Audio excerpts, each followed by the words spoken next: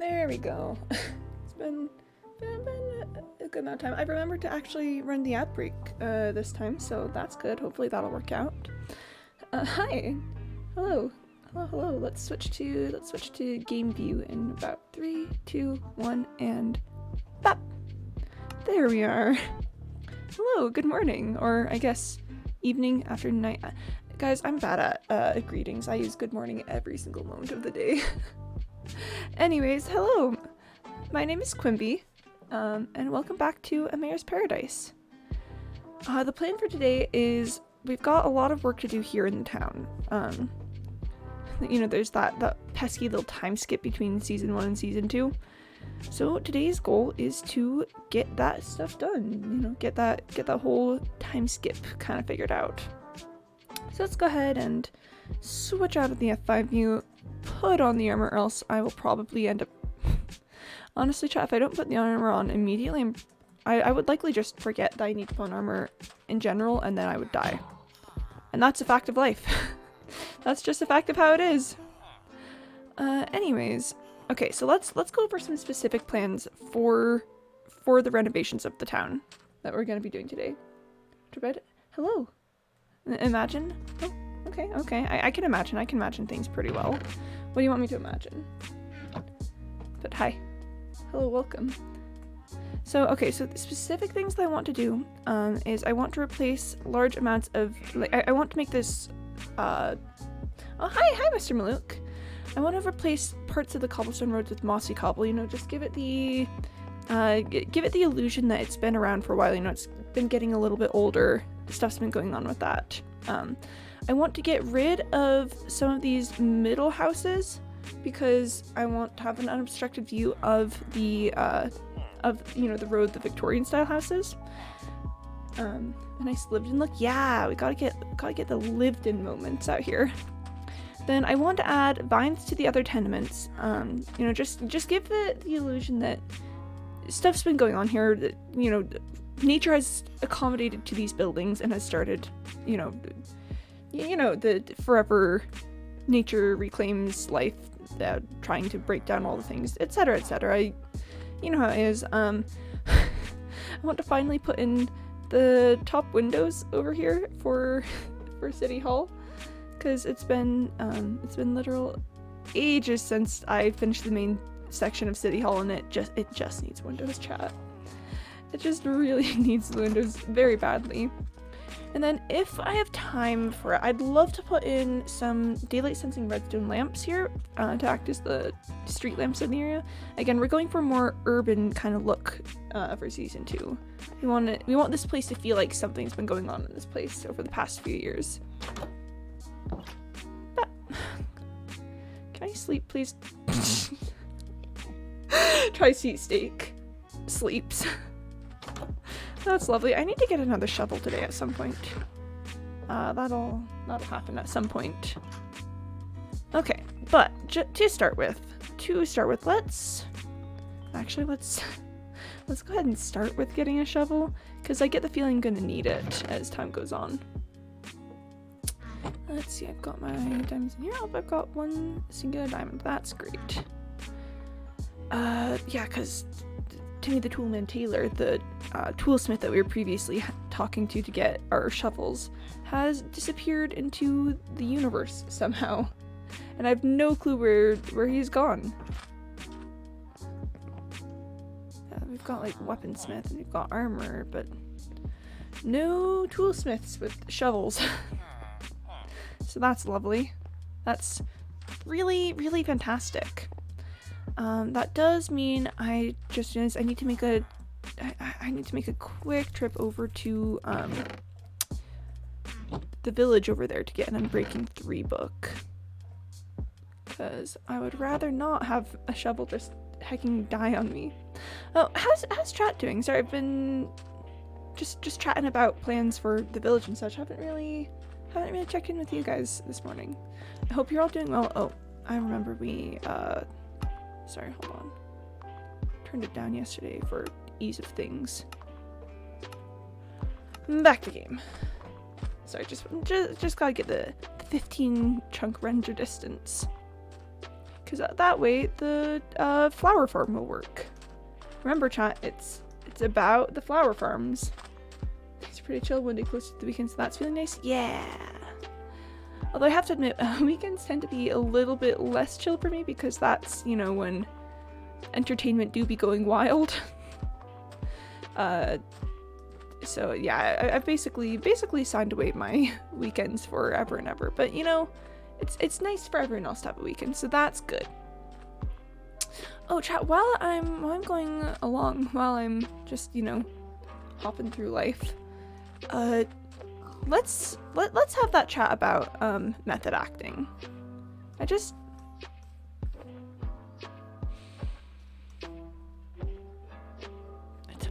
don't have carrots. I will come back for you. I will return for you another time. Believe me, I won't just leave you here. You're too precious to just have you. I will come back. Hey, Olai boy! Hello! It's our resident murderous serial killer man. Happy to have you here. How's it going? Hope you're feeling well. Hope you're doing alright. Oh. Thank you for following Boss's Virgin Jerry. Many thanks. I appreciate it. Hope you're having a good day. I'm having a pretty good day. How you doing? I'm feeling alright, guys. Okay, so I was doing a whole bunch of I get a discount on these now. That's nice. Yeah, so I was doing some video editing in the chat. I'm pretty excited to announce that I'm gonna be releasing the first of the edited sections of Mayor's Paradise today. It's not gonna be in order necessarily. Listen, this first one, it's been my test. It's something that I've been working on for like a long time. So it's not the very first part of Mayor's Paradise. It's going to be about the death of Mr. Milkboy. Well, more specifically, the trial of Mr. Milkboy. It'll be so great, chat. Yeah, so I am planning on editing down season 1 to make it more, you know, accessible, not just existing out in the wilderness that you can find if you need to. No, it's gonna be a video series. So yeah, that's what I've been doing the past few days, is working very hard at that, and it's gonna get released. I just have a few more things I need to take care of, and then we'll be good. Party time! Absolute party time. You'll love to see it. It's very good. I mean, at the very least, I love to see it. Also, chat, I just have to point out, I like keeping my whole music thing consistent. So if you'll notice, we've got the Animal Crossing music today, because we're working with we're working with the town, we're working with my house and stuff, and that's the Animal Crossing vibes. Chat, it's about the thematic consistency. You gotta find a theme and stick with it. Yes. Oh, chat, I'm very excited to release a YouTube video. I'm terrified. Admittedly, very scared. But you know, it's gonna be great. We're gonna have such a good time. This anvil might break. Chat, what should we name this shovel? That's a nice village. Not gonna lie. Oh, thank you. Yeah, I've been working very hard at it. Daddy? No, we're not naming the shovel Daddy. we're not naming the shovel Daddy. Let's see what's in there. We've got our other tools. We've got Silky Boy, Fortuna, and Stonky Boy. Speed. We can name it. We could name it Speedy Boy, and then I could put efficiency 5 on it. Comically large spoon. Let's name it Speedy Boy, and then I will put efficiency 5 on it at a later date. So right now it is not the Speedy Boy, but it will become the Speedy Boy, and that is the point of it all. Okay, wait, hold on. Why did I get a shovel? Probably because my inventory felt incomplete with that one. I was like, what? Like, why did I make a shovel? All right, but let's see. Let's start with putting some vines around. Cause I want the lived-in look. I want this place to just really give you the vibes that you know, it's been a hot second, it's been a few years. I'm gonna be adding like smokestacks to everything, so we're gonna get like a nice layer of smog around it all. I think your other shovel is on its deathbed, if not already gone. It got lost when I died yesterday, so it's almost certainly dead. And a lot of this will grow and expand, so I don't need to worry too much about it. Yeah, we're not gonna worry. The other shovel I don't think even had a name. So, chat, remember, if it's not a named character, we don't need to be concerned. We don't need to be concerned if it's not a named character. And a lot of this will grow out and become more vines. So we're gonna leave it like that. I need more vines, so I don't want to make a trip all the way out over to the paper plane swamps. So instead, we're gonna be sneaky about this. Why don't I have shears? I have so many other tools, but not shears. I mean, yeah, I can make shears. I've got iron, but why? I mean, if it were anywhere, it would be in the tool chest, but why do I not have the shears? That's interesting, to say the least. I need bone meal. Bone meal. Oh, yep, that's right in here. Chat. It turns out when you organize your chests, you can start finding things. It's crazy. It's this new tactic. Can I just no, not like that. I think I need like a section of stuff that can grow, and let's try one of the tenements. But yeah, chat, breaking news. Breaking absolutely crazy news. Can you not?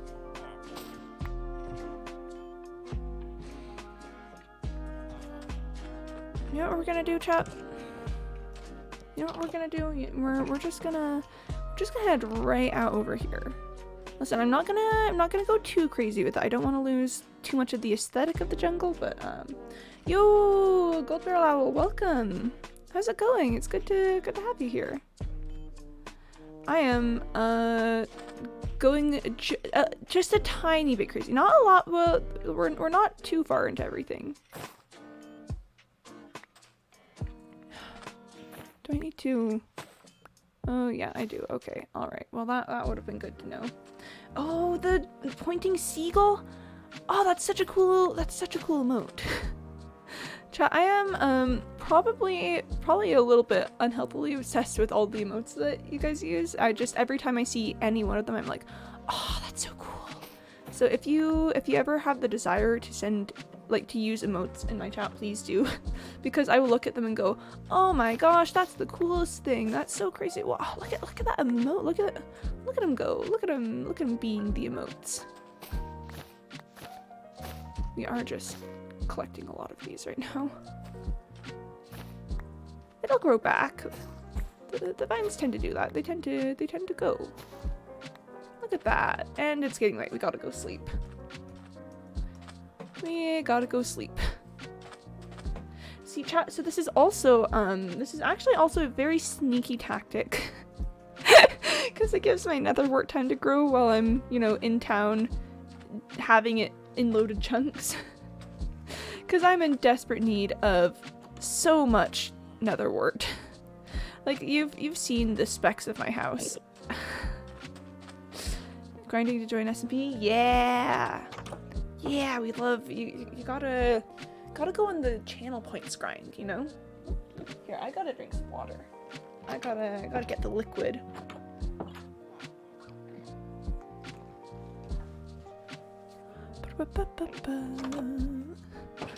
Let's go pick up some more vines. This is not gonna be enough for the other tenements. 1.3k, that's a lot of Quimby coin. That's certifiably putting you in the at least middle class as far as Quimby coin goes, I'd have to say. Cause you know, chat, oh no, chat, are we gonna start class conflict within the chat about the number of channel points you have? That might be a little too intense. That might be That might be taking it a bit far. But just... it's about the class conflict. Don't worry about it. Don't worry about it, chat. We're fine. I kind of want to keep this one here because I can go up it and then I can be on the tree. You know? Oh, thank you for cheering, an anonymous cheerer. Hello.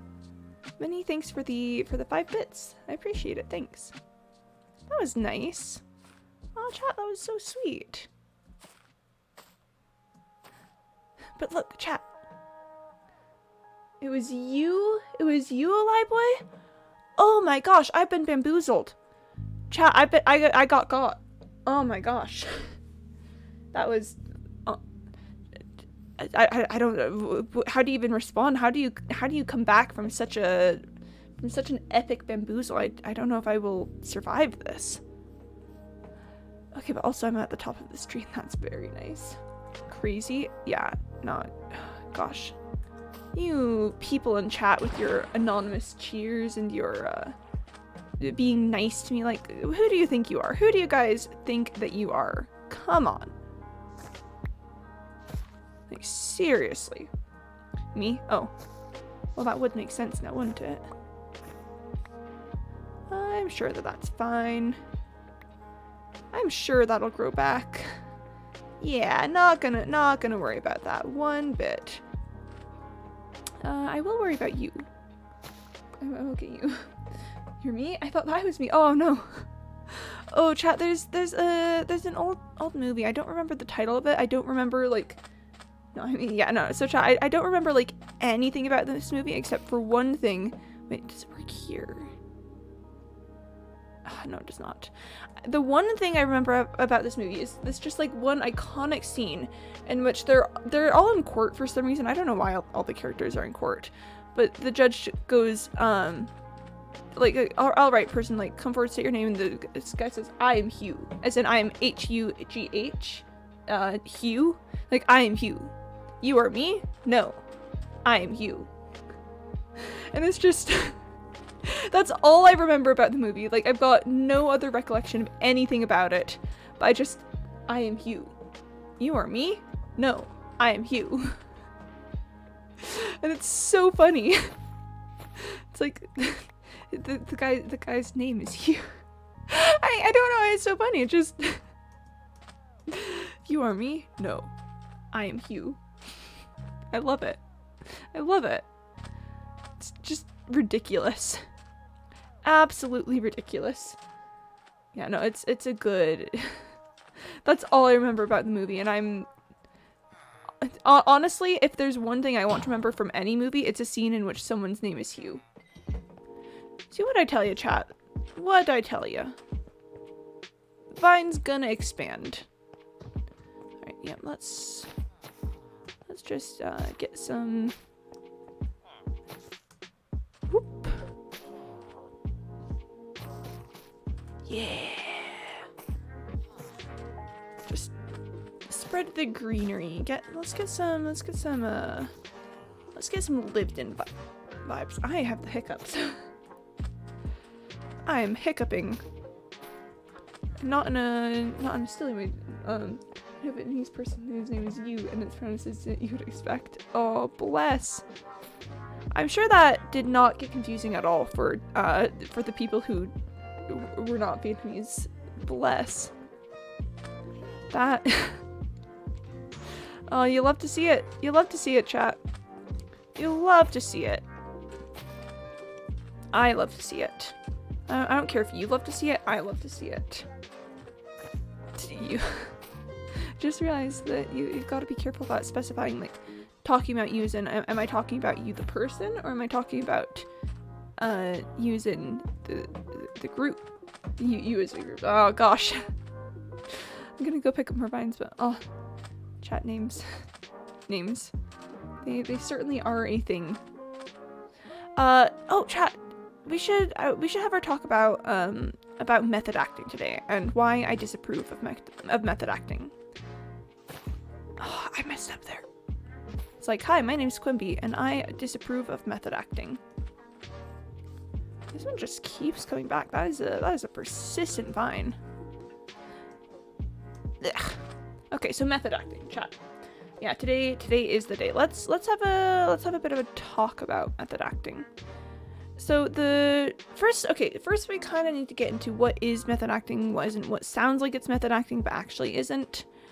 So method acting is the style of acting in which you put yourself into the place of the person who you're playing, but not as in like a but in this is very important because I'm going to describe representational acting afterwards. It's going to sound very similar.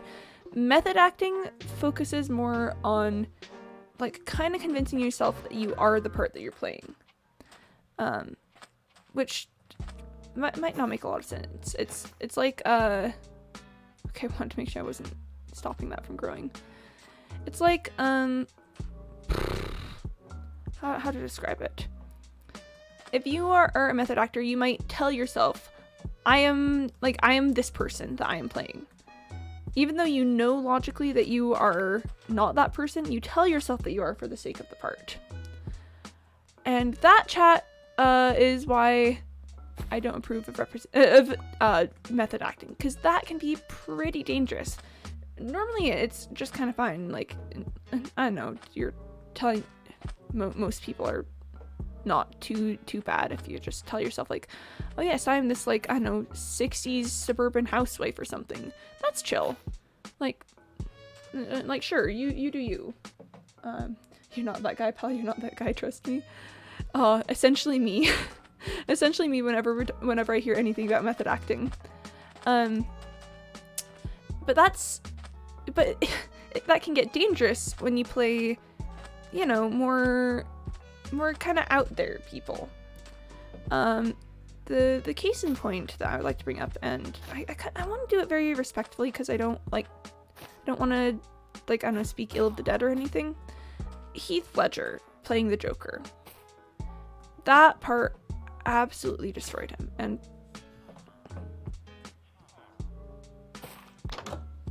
quit it. And oof, I don't want to go into the case too highly because again, we want to be respectful of the dead. But you can imagine if you were playing a part of someone like the Joker, someone who's that, like, kind of really messed up in a lot of ways, that convincing yourself that you're that person to play them can get really, really bad for you. And unfortunately, that seems to be like what happened with Heath Ledger playing the Joker. Is he got too deep into the mindset of the Joker. Secret pilot flame. Praise be. Come on, no. Praise be. There we go. Yeah, you just got too far into the Joker and couldn't get out after that.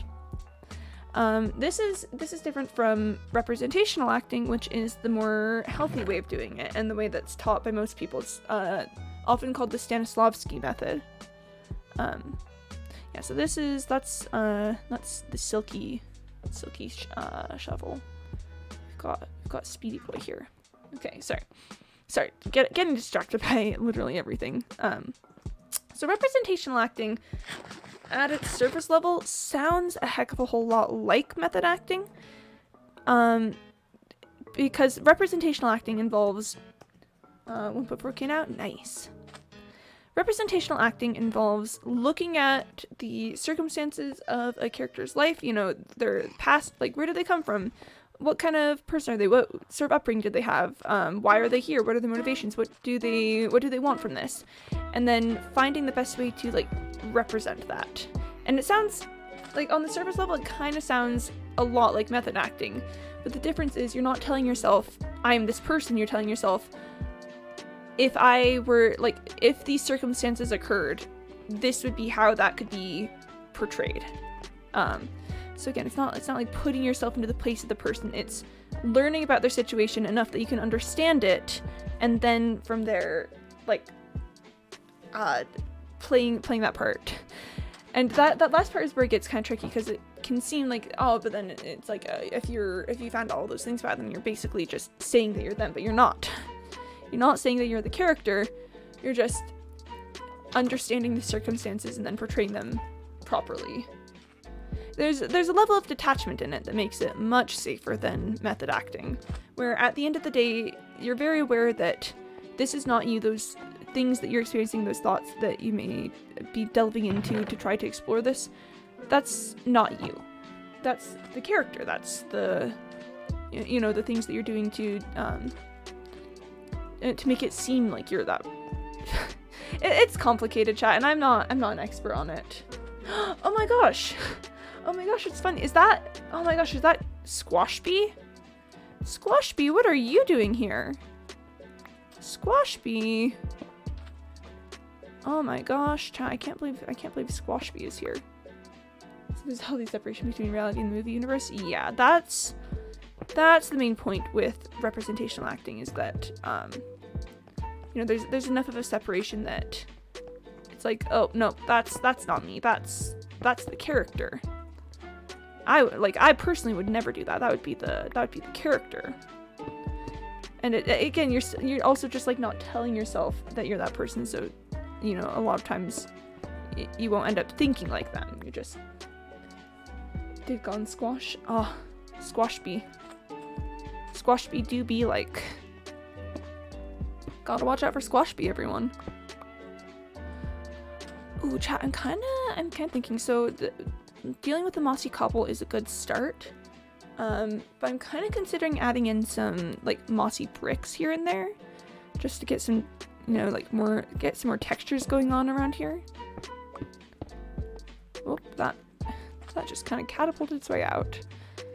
Because, I don't know, I think it'd be really fun to just have, like, just a lot going on with the road. Like we're kind of getting the starts of out here, but like with the textures and everything, I think it would be fun to just really mess around with it. Give it some more room to move. And chat, if anyone has like suggestions on cool stuff to do with roads to make them look older, I'd love to hear it. Cause you know my build style, it's 2 steps forward, 1 step back. If we could like. If we could take as many steps forward before we have to take a step back, that would be lovely. Yeah. But this is going pretty well thus far. See, it's like, oh my gosh, look how old this road is. It's starting to get some like lichen on it. It's starting to get some patches of stuff. I'm gonna need a whole bunch of mossy cobble for this. This is gonna be quite the project. We got it, chat. We got it. I will admit, most of my mossy cobble comes from the 2 spawners that I found. There's another one I found that's a spider spawner, but I've yet to head back over there. Have you considered having lanterns on this? Yeah, that could be another place where the vines can kind of show wear and tear. Ooh. I was planning on doing, you know, like redstone lamps, but if I could like figure out something with that and the vines, that would be nice. Chat, I've got so much road to do, and I've used so much of my cobble already. That's lovely. That's really great. I get the feeling that this is going to be another one of those projects where I'm like, wow, it turns out that was a bigger deal than I anticipated. And everyone else who like knows anything about Minecraft is like, yeah, no, duh. I'll be like, well, at the very least we learned something. But look at that. Look how much older the road looks. Chat. I had another dream about losing my armor last night. I don't know why I'm like so worried about losing my armor for some reason, but like I just remember like waking up being like, oh no, I'm gonna have to like grind it all out again. And I don't understand. Like why am I this hung up on losing the armor and stuff? It haunts me apparently. I guess I'm just really worried about it for some reason. Have you guys ever had that just like, can you make, hold on. Have you guys ever had just like really super realistic dreams? I'm gonna make that actually in a stone cutter, but we may have to pull that. Keep the armor. I said the sacred pilot flame. Okay, sacred pilot flame. I will listen to what you say. I would never go against the sacred pilot flame's instructions. Let's pick up 8 of these. Chat, you make cobblestone by combining vines and like vines and cobble, right? You go like that. Okay, all right. Then I'm gonna need to get a lot more vines. But no, have you guys ever dealt with like just hyper realistic dreams? I remember, I feel like I may have told you guys about this. I remember one time a few months ago when I vine farm. Yeah, I got a. Actually, you know what? Let's make a vine farm just really quick. I told you guys a bit about this, but when I first like started playing Minecraft and stuff, I just had this one super hyper realistic dream about exploring a mine shaft. I could like see the mine shaft, and I could like feel myself going down. I could like get all the items and stuff, mine the things, and I just remember very, very vividly thinking like, this is a dream. I should not be like. Why am I playing Minecraft in a dream? And I just kind of was. There was Minecraft in dream, I guess. It was so weird, chat. I've never experienced something like it before, and I've never experienced something like it since. Well, except maybe the losing the armor dreams, I guess, might count in that category. It was like, what the heck? Why this? When you're that intensive a gamer? Oh, I know, chat. I'm just a really intense gamer. I play Minecraft in my sleep. That's how devoted I am to the gaming. It's a burden to bear sometimes, chat, being this invested in being a gamer, but what can I say? It's just how I go, like hair flip. Should I make the vine farm actually over in the area over that's grassy? Because I just realized that it might not grow as fast in the desert.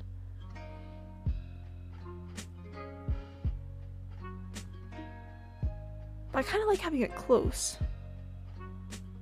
But I'm gonna need many more vines than that.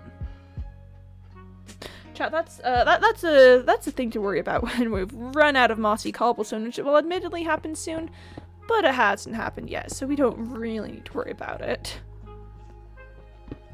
That's my philosophy in life, chat. Never focus on anything about the future until the future has arrived, and that's a really bad philosophy. Please don't listen to it. Please don't adopt the philosophy of just please don't not think about the future ever, is what I will say about that. Yeah, chat, I don't know what it is like about Minecraft specifically that induces the just hyper-realistic playing Minecraft dreams. Like, I've never had that about any game ever before. Like, literally anything before. I've never before has anything like that happened to me. It's just Minecraft. Thanks, Minecraft, I guess, for giving me that intensive brain rot. Like, I know, chat. It's so weird. But you know, who am I to complain? It means I get to play Minecraft constantly, even in my sleep. So, really, I think that I'm the winner here. Ultimately, I'm gonna need so much. Oh look, chat, we've gotten one more vine to grow. I'm going to need massive amounts of vines for this whole road system. But you know what? That's great. That's all right. That's fine. Oh, I like having it. I like having the corner ones do it. Let's not have it be like that though. There we are.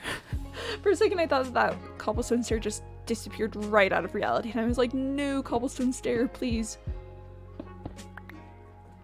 Okay. And that's our last 3. Oh, and would you look at that? It's nighttime. Oh my gosh, isn't that so crazy, chat? I love, so chat, I really adore my tendency to, you know, devote myself to projects and then have it turn out that those projects are absolutely gigantic and massive and take so much work and effort, because honestly, it's just staying on brand. Here, I'm gonna drink some water. I'm gonna drink some liquid water. Okay, all right, chat. We've had our moment of, oh my gosh, I can't believe that I do this. We are now going to buckle down and get to work. Because this is good. Like, I think I do want to go back through and change up the texture a little bit. Time to go beast mode. Time to go beast mode. I do want to go through and mess with the texture with like some bricks and mossy bricks and maybe cracked bricks and stuff. Just get a whole bunch of like different vibes for the street. Because remember, chat, the point of this is that the roads now feel a lot older. Like maybe some sections have been replaced. I should grab my shears. Maybe some sections have been somehow worn into bricks. Like, I don't know. But ultimately, we want the stairs to not look freshly laid. We want them to be like, wow, I can't believe the city is this old already. Cause time skips. I mean, there's lots of vines here that I could maybe harvest if I get desperate. We're gonna keep pulling from the jungle trees that we've got going on over here, but if times get desperate, we might snitch from some of the other buildings that we've put vines on. I just need so many. I just need immense amounts of it. Chat, you know what would make this so much easier? If I had access to a real jungle biome. We're gonna keep that staircase up. We're gonna, this one, wait, actually can this one go all the way up?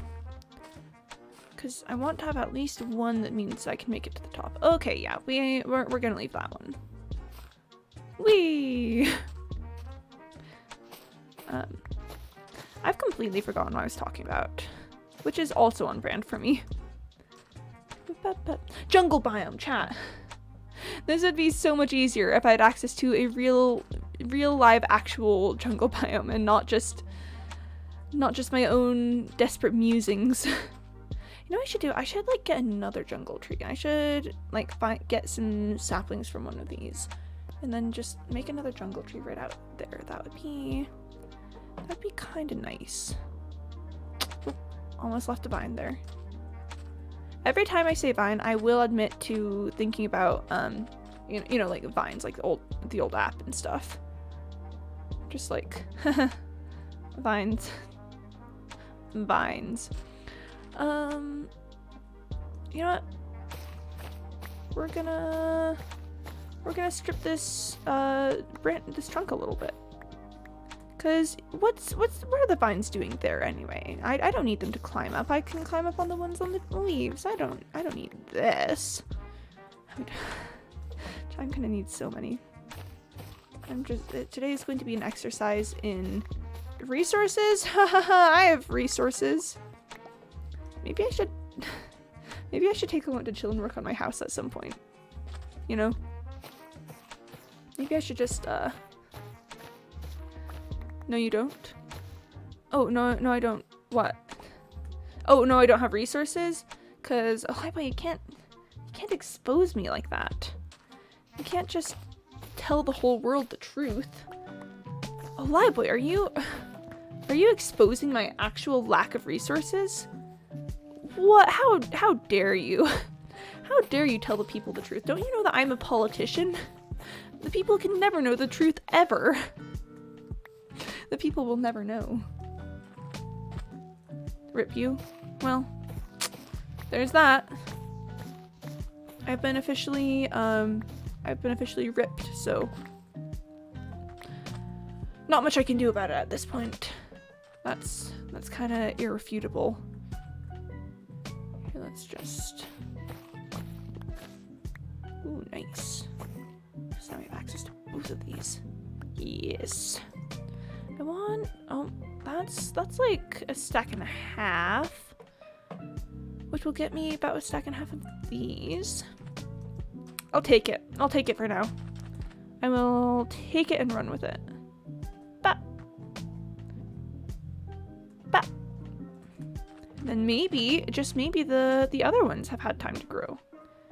I know I'm being unreasonably optimistic about that. Yo, gold level with the pointing seagull. I like the pointing seagull. Like, listen, seagulls may be pretty much like just absolute vermin in real life, but pointing seagulls, kind of pog, kind of really poggers. I'm checking on my nether wart.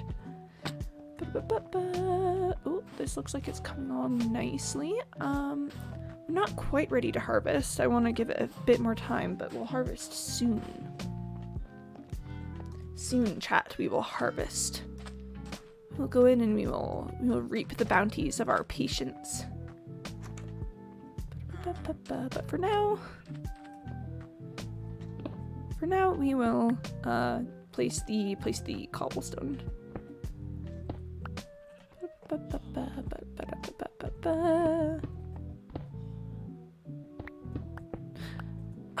Chat, I'm once again falling victim to the I've had things I was thinking about this morning that I was like, man, I should tell chat about that. And I can't remember what they are. Chat, if one of you remembers what I was thinking about this morning, please tell me. I would, like, I'm sure one of you probably knows better than me what my thoughts this morning were, so if you could just pass that along, I'd greatly appreciate it. Let's get a little, yeah. And no, look, chat, we've got these two vines that have grown. That's great. I'm gonna drink some liquid. Hold on. That's about the hydration. It's about the hydration, chat. What can I say? I've got 2 more vines from that thing. I need so many. But you know what else I need? I need a good, hardworking, can-do attitude. Oh, chat, you know what I want to talk about? Oh, you know what I want to talk about? I want to talk about the cultural purge of the United States in the 50s. Which sounds a lot more dramatic than I guess it technically was. But basically the point of the matter is that McCarthyism and conformity kind of ruined the culture and heritage of a lot of people in America. And it's a big issue. So I'm like, you know how a lot of times people are like, oh my gosh, like white people have no culture, that they just kind of like piggyback off of everyone else's and are really lame about it. Well, do you want to know, specifically talking about America in this case? I don't want to speak for other countries. But the reason why that is, the reason why like there's white people feel less connected to like culture and heritage and stuff is because of McCarthyism. In the 50s, back when, you know, everyone was super like, oh my gosh, communism, there was a big movement in America to be like 100% totally like, oh my gosh, super American, like good old traditional American values and American activities and all the things. And that's quite frankly ridiculous because most of the activities and like behaviors and stuff people are talking about wasn't actually like traditional or American or old-fashioned. It was in fact very, very new and fabricated in a lot of cases. But because McCarthyism was absolutely terrifying and a lot of people were scared for their lives constantly, they just kind of went along with it. It was like, oh well, I guess we gotta act American now. We gotta do these things and be Americans, I guess, or something. I don't know, man. But it ended up with a lot of white people in America, in fact, losing their traditional like culture and lives and stuff. And I kind of want the cat. I have 11 cats already. I have so many cats. I need to do work is what I need to do. But yeah, so it left a lot of people being very unaware of like their traditional cultures, their traditional heritages. A lot of like traditional foods were lost. traditions, etc. And that unfortunately leads us to a lot of the state of things today, where a lot of white people in America don't understand that the culture that they used to have got killed in the 50s, and that's why they feel so like I don't know, like what culture do white people have? It's because they did have a culture. It just got pretty much taken from them by McCarthyism. Because my family is a lot more connected with our culture than a lot of people, at least in the area that I grew up in. Because you know, we've got some pretty strong family ties back to like our original like country of immigration stuff. Still own land there. There's some citizenship stuff and etc. But I just know a lot of people who are like I don't know, white culture, I guess. Like what is that? And it's because they lost it. And I hate that. I hate that when basically like one guy stole that from so many people by using fear tactics and you know, making it terrifying. Fun fact, did you know that Marilyn Monroe's movies were blacklisted in Egypt for a while because she was married to Arthur Miller? So okay, so this is where it gets like really crazy. Marilyn Monroe was married to Arthur Miller. If you've read any of his stuff, he wrote like All My Sons, Death of a Salesman,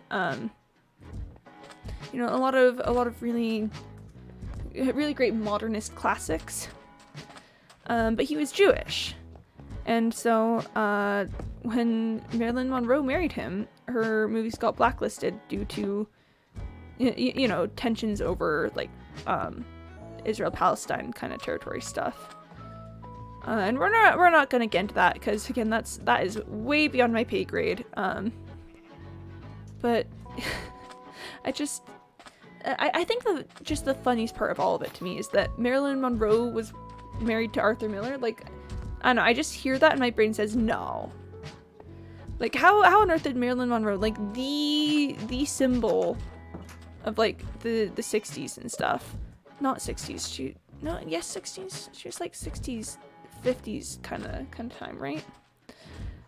I don't know, but just she was married to this ditzy author guy. Like I think that's just so odd to me. Like we when we traditionally think of like celebrity marriages and relationships and stuff, we think of their relationships like with other celebrities and people in those circles. I'm running out of vines so fast. I'm running out of oh, chat, this is not looking too hot for me. This is in fact looking kind of bleak. Maybe we'll take a field trip over to Paper Plains. Or we could give it a rest while we work on the roof of my house. That could work too. That could work splendidly. I don't know, just and it just kind of reminded me that for a long time in history, you know, authors were the superstars. They were the rock stars, the people that you know, were in the eyes of the public and were admired by the masses, because that was their like primary source of entertainment, was like reading books and stuff. So really it just kind of makes sense that that they used to be like the big guys on campus, the ones that everyone was like, oh my gosh, authors and stuff. Like Sir Percy Shelley, absolute mad lad, like a rock star if I've ever heard one. But again, he's just like an author from like the 1850s-ish. Oh gosh, I need to brush up on my Percy Shelley. So when Mary Shelley, author of Frankenstein, like eloped off with Percy Shelley, it was essentially like, you know, a fan running off and getting married to a rock star, which is so crazy. Like, you ever think about that once upon a time, like, books were people's main primary source of entertainment, so the people who wrote the books were like celebrities essentially, in a very different way than you know, celebrity culture is now, because you know, the everything that's happened in like the last century has affected that greatly, but just imagine being like, oh my gosh, this poet is coming to town, like this poet that I've read all the works of. It's so crazy that I get to meet this poet. Authors were to that time what content creators are to this time. Pretty much, yeah. It's like create the content for me, author. Do the content. It's like poking an author with a stick. Like do something. Write something. Be an author person. I'm gonna yoink these all and head. Ooh, chat. We may have to go for some netherite mining today, because that's my secret tactic, chat. That's how we get the that's how we get the nether brick.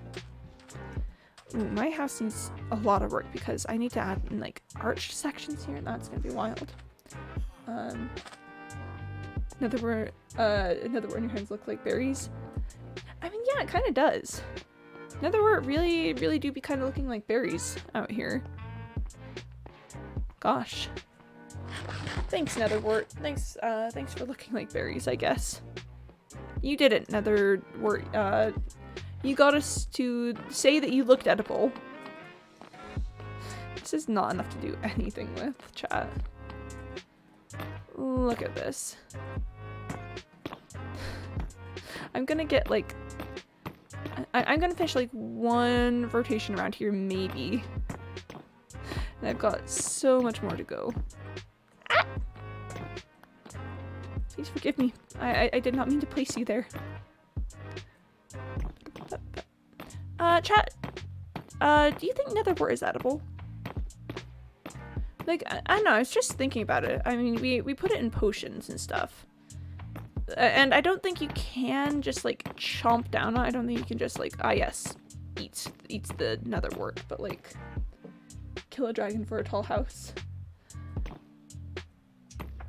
I'm a little confused by what you mean, but I like the seagull. I like the seagull. To subscribe to the idea that anything is edible if you're determined enough. Killed. Oh. Dragon is dead. Dragon is perished. Everything is edible if you try hard enough idea. The one slice of cake over there. That's a good question, because on one hand, yes, I do kind of subscribe to the idea, but maybe not in the traditional idea. Like, I know. Dragon dead because we all want tall house. That's okay, yeah, okay, Goldbarrel, you were referencing the lore. I can't believe the dragon died because we want tall house.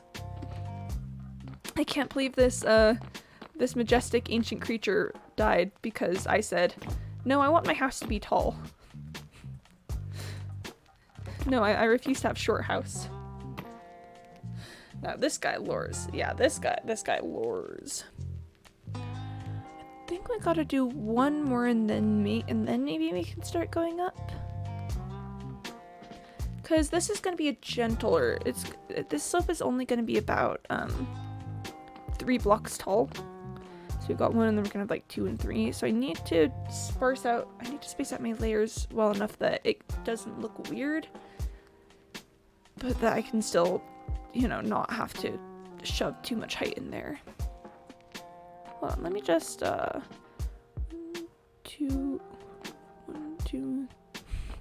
1, 2, 3, 4, 5, 6, 7. Okay, there's like 7 more here until it is filled up on this section. So I think we are gonna bring in 1 more, because then we'll have 6 left and we can go 3 each on the next levels. Chat, this is what we call big brain moves. This is what we call doing the math. Maths with Quimby alert. Everyone's favorite moment. We sure do love math, am I right? Can we get some? Do we have any math lovers in chat? have anyone who's particularly fond of the math. I mean, I know we've got Mr. Malouk. Math.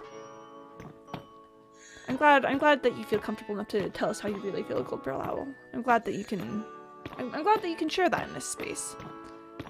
Maths. I like the seagull. I like that the seagull is pointing. It's like, you go, you funky little seagull. You point. You point right at us. Whoop. Maths. Yeah! We've got Mr. Malouk, our local maths guy. Chat, fun fact. Did you know that Mr. Malouk likes maths? I'm sure you all knew that, because he basically just said that, maths. Math. Remember just, math. Ah! Mathman? Mathman! Oh my gosh, chat, that sounds like a... I don't know, that sounds like some sort of, like, B-tier superhero or something. Really gotta call a guy out like that. I calls it as I sees it, Mr. Malouk. If...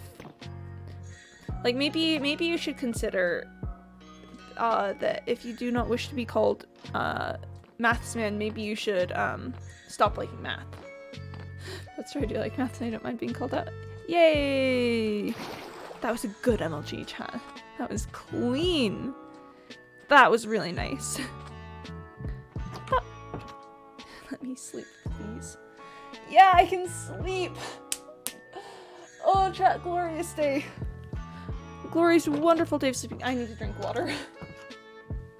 I need to have the liquids.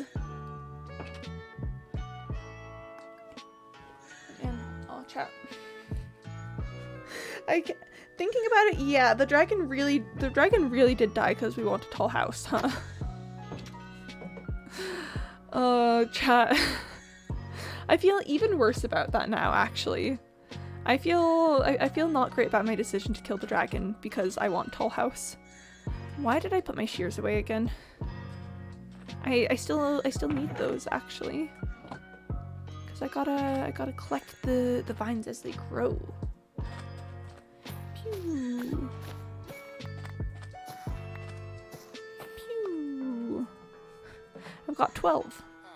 I've got 12 whole vines. Oh, lovely. And I'm out of red nether brick and netherrack in general. So what say you that we... Okay, so chat, here's other things that need to be done in-house. I need to add some windows, and I also need to add some, like, lines of stairs around the outside to give it dimension. I'm thinking maybe we get some stairs going. Let's just, let's get some...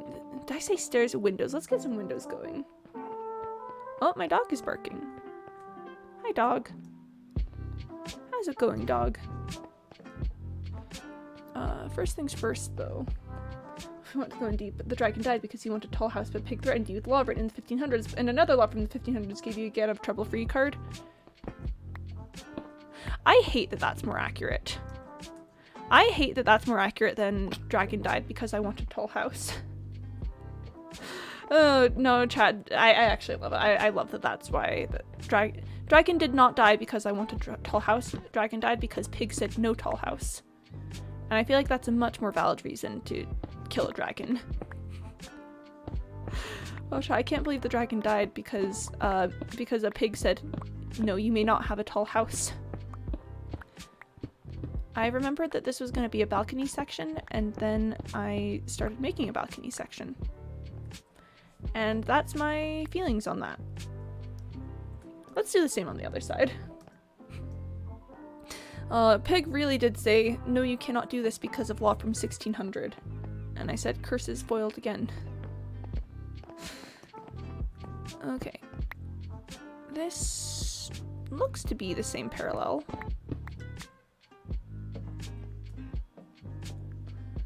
I think it's the same. We're gonna assume that it's the same, and if I notice later that it's crooked, I want you guys to not make too much fun of me when I cry about it. When I go, oh, chat, it's not even. I'm gonna like die because it's not even. Oh my gosh. So just yeah. And of course, Pig had to die. But anyway, season 2. Oh man. Chat, maybe if Pig had learned that he couldn't tell me what to do earlier, he wouldn't have died. Maybe he should have considered that. Okay, but see, okay, I am gonna go through and change that last level to like walls. But look, see, that's what we like to see. We like the balcony sections, and that's gonna be big, and there's gonna be a chandelier. Actually, should I do that right now? I'm gonna go make some walls. Chat. It's gonna be so good. I love the way the house is turning out. House is... Chat, we should name house. We should get a name for house. I know that like I'm basing off of the breakers, but I don't want this house to be named the breakers. What should we name the house? What should be the real actual name of the house? Pig Killer 3000. Sally, how does it feel? How does it feel to just be absolutely hilarious? Also, oh yeah, hi Sally, hi, how's it going? How does it feel to be just absolutely gosh darn hilarious?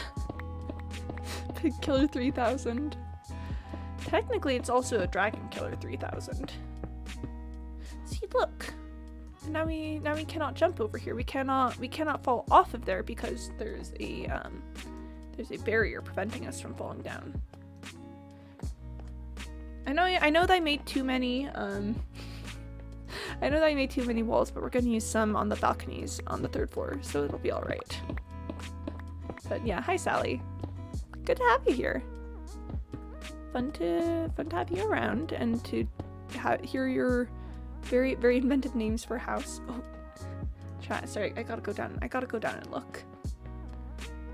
Yeah, we making this place look old today. That's the point of it. Oh, I like it. Oh, I like it. It's just, oh, I might like add some slabs on the side to curve the corners a little bit. Maybe do something fun with that. But for the moment, I'm just going to appreciate the fact that this is one really good looking entryway. This entryway is looking kind of fantastic. Windows. I was gonna add in windows. Let's put in some windows here, and here, and here. I don't want to do too many windows, because a lot of the house interior requires, you know, things about the interior to be in the interior. Excuse you. Oh, I missed them over here too. Excuse you. And me being distractible as heck. Yeah, okay, so that is already starting to get us more dimension, which is what I desire. I should go over here. Whee! It's about the dimension, chat.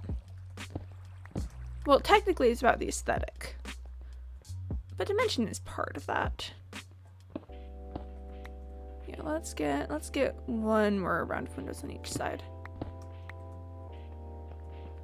There we are. Okay, that's good. That's good. We're getting some natural light in here. I miscounted on the side. I thought that there were only 2 bricks here. There are only 2 bricks that wait.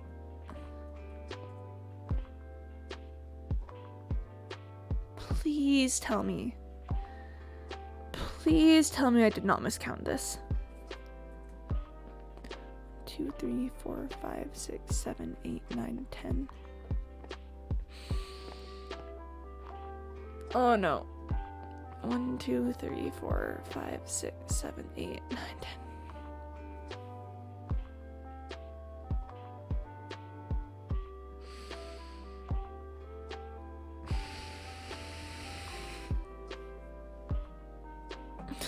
There it is, chat. 2, 3, 4, 5, 6, 7, 8, 10, 11, 12, 13, 14, 15, 16, 17.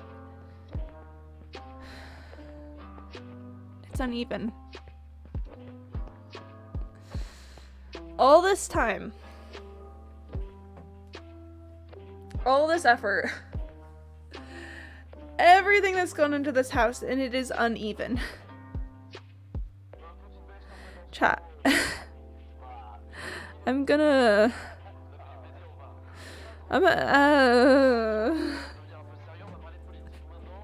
it's uneven, chat.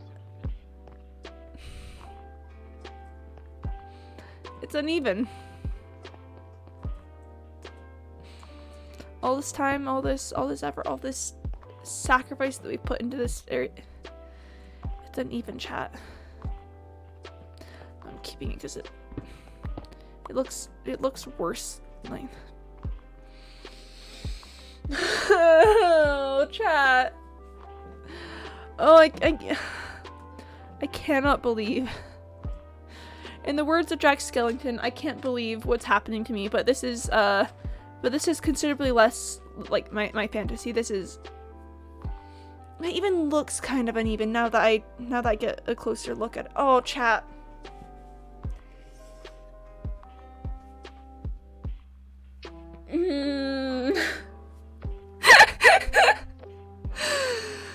Oh no. Oh no, this is a terrible day.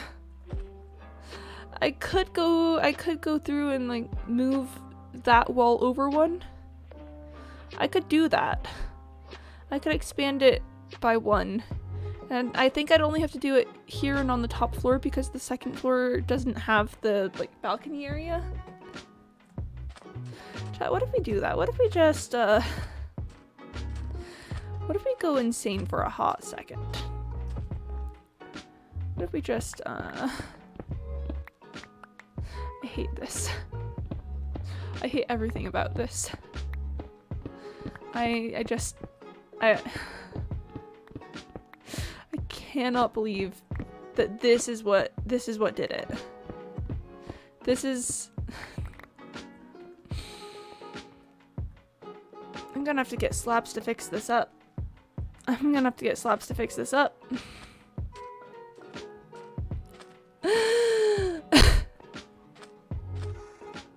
Chat, I'm suffering right now. How are you guys doing? Because I'm suffering. I am admittedly not doing well. I'm gonna drink liquid.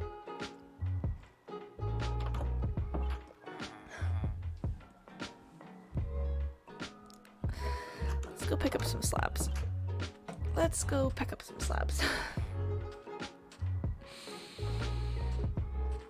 Oh, and look, we got one more vine over there of the so many we need. That's great. That's wonderful. Where do I keep? There they are. 25. Oh, thanks for thanks for the 10 bits, Anonymous Chair. That does admittedly make me feel better.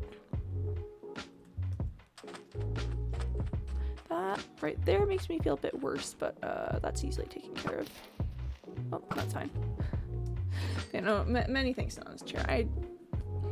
I appreciate it. Yeah. Oh, it's such a sneaky little movement. It's like peeking out behind the triangle. Oh, I do like that. I do like that a lot. Hello, Aliboy. Yeah, welcome back. I was wondering if it was you. Hello, I messed up. I messed up on my calculations, and now I am paying for it.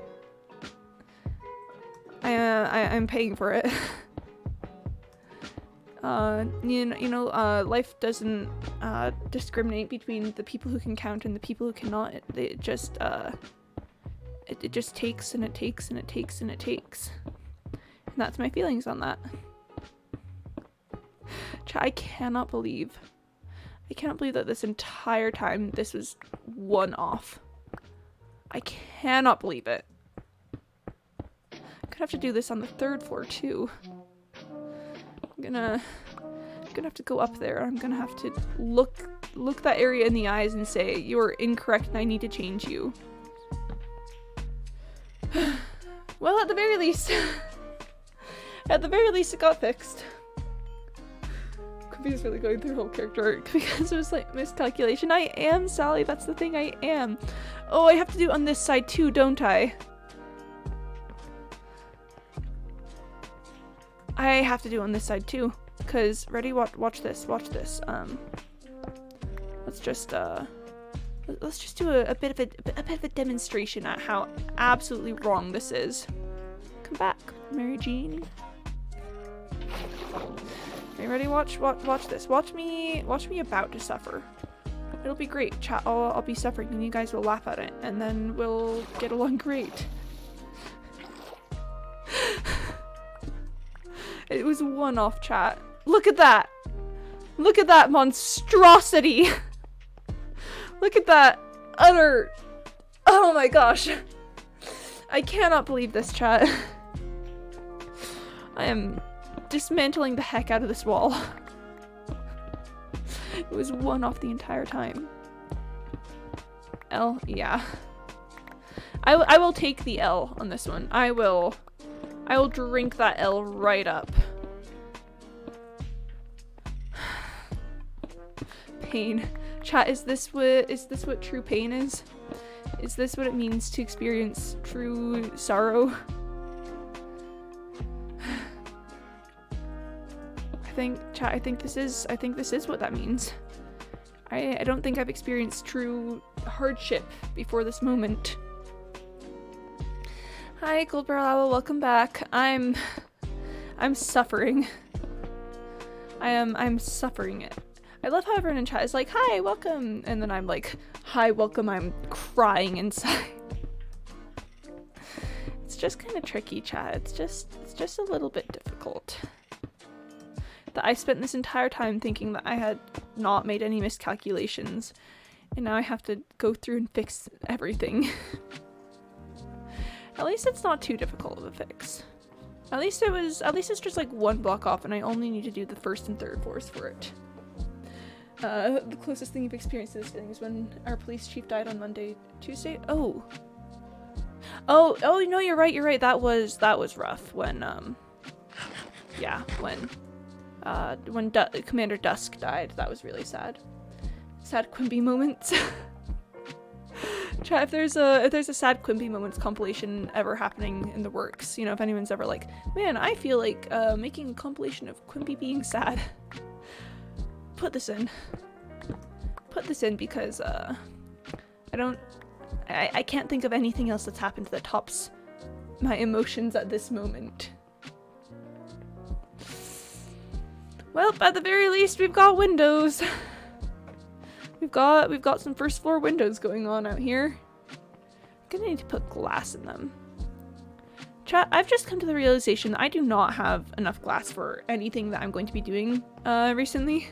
So I'm just going to head down and shove some sand in those smelters, you know, really get a move on that whole glass moment. See, I had some in here. Oh, where did I put? The one problem with organized chests is that now I can't find anything. There's some glass panes, but I'm sure that I had regular glass. No, I brought it with me. I picked it up and used it for something. That would do it. Sand.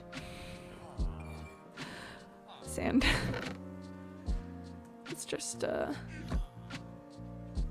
whoop. And let's get to the second one. Oh, would you look at that, chat? Oh, and look, I've got two more. I've got 2 more vines in the ever-growing pile of vines that I need. Sad Quimby moments, chat. Listen, chat, are you really having a sad moment if you don't just automatically turn into, like, I don't know, an extremely melodramatic mess? You know?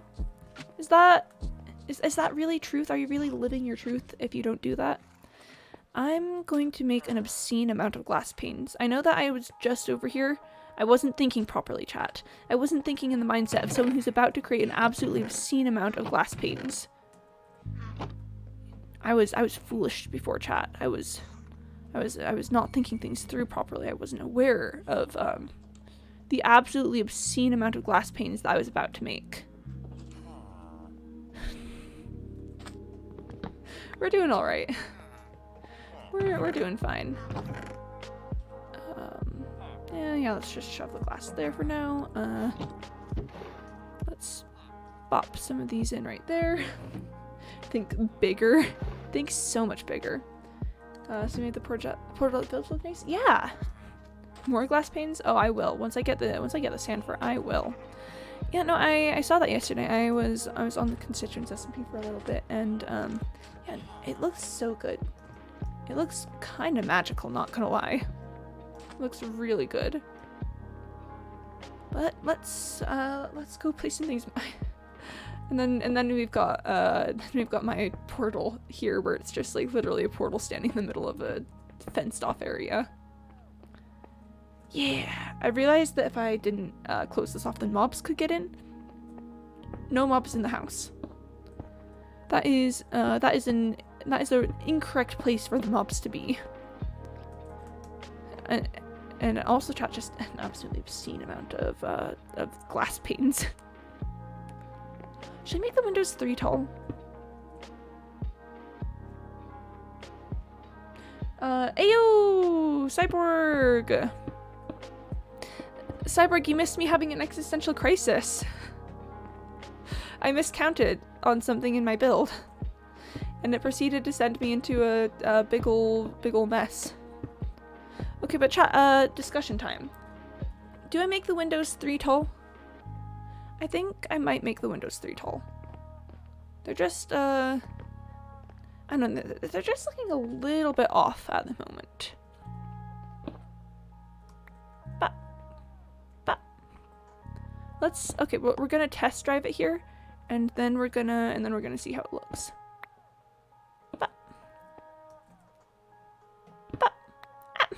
I'm always worried that it's going to fall out, and then I'm going to lose it, and then I'm going to be like, no! Okay.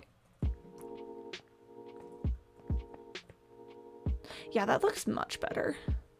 Like, compare that to, like, that. Much better with the 3. I bet it even looks better from the outside. Let's go check it out. It's also getting a bit late, so I should sleep soon. In Minecraft, not in real life. It's not late IRL.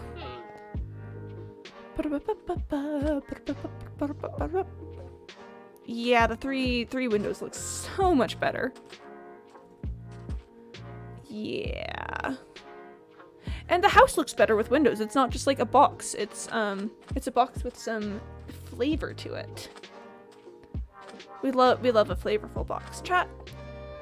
Honest to goodness, if I were to ever eat a box, and I'm not saying that I haven't eaten a box in the past, but if I were to ever eat a box, I think I would much prefer a flavored box to a not flavored box. You guys feel?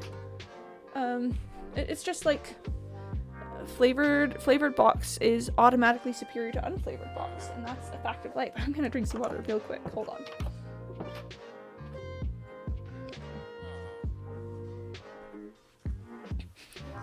Flavored box, chat. Oh gosh, on the subject of conformity and McCarthyism, I cannot emphasize how much I do not feel.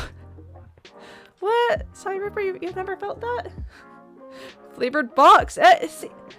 Goldbrow gets it. Your experiences are not universal. Sally, I think you're the outlier here. I think that you are the one whose experiences are not universal. Because look, we've got a pointing seagull talking about flavored box. Is that not a sign that that there's something going on with that? Come on, pointing seagull. I think that means something out there. That's got to stand for something. Window. Chat, you ever just window? Flavored box. Flavored box supremacy in my chat. You know, if you don't support flavored box, I don't know why you're here. I always window, you know? I feel like, okay, so Sally, you've gotta have experienced that one. You've gotta have experienced window before. You know, that one's so universal, so obvious. Like that one's gotta happen for you, right? Because window. Window. Fortuna, my beloved. Okay, window is real. That one's just a given. Yeah. See? Now you're getting on board. Now you're getting on board with it. Window. Okay. Cool. So we've got some windows, we've got some natural lighting. I want to put some window on the back. Maybe on the front a little bit, but that one's... Because these sections are going to be like the little balcony area, so I'm probably going to end up having a door and maybe some like one pane windows out there. Let's take a quick look at the front of the house. Let's have a quick glance at that.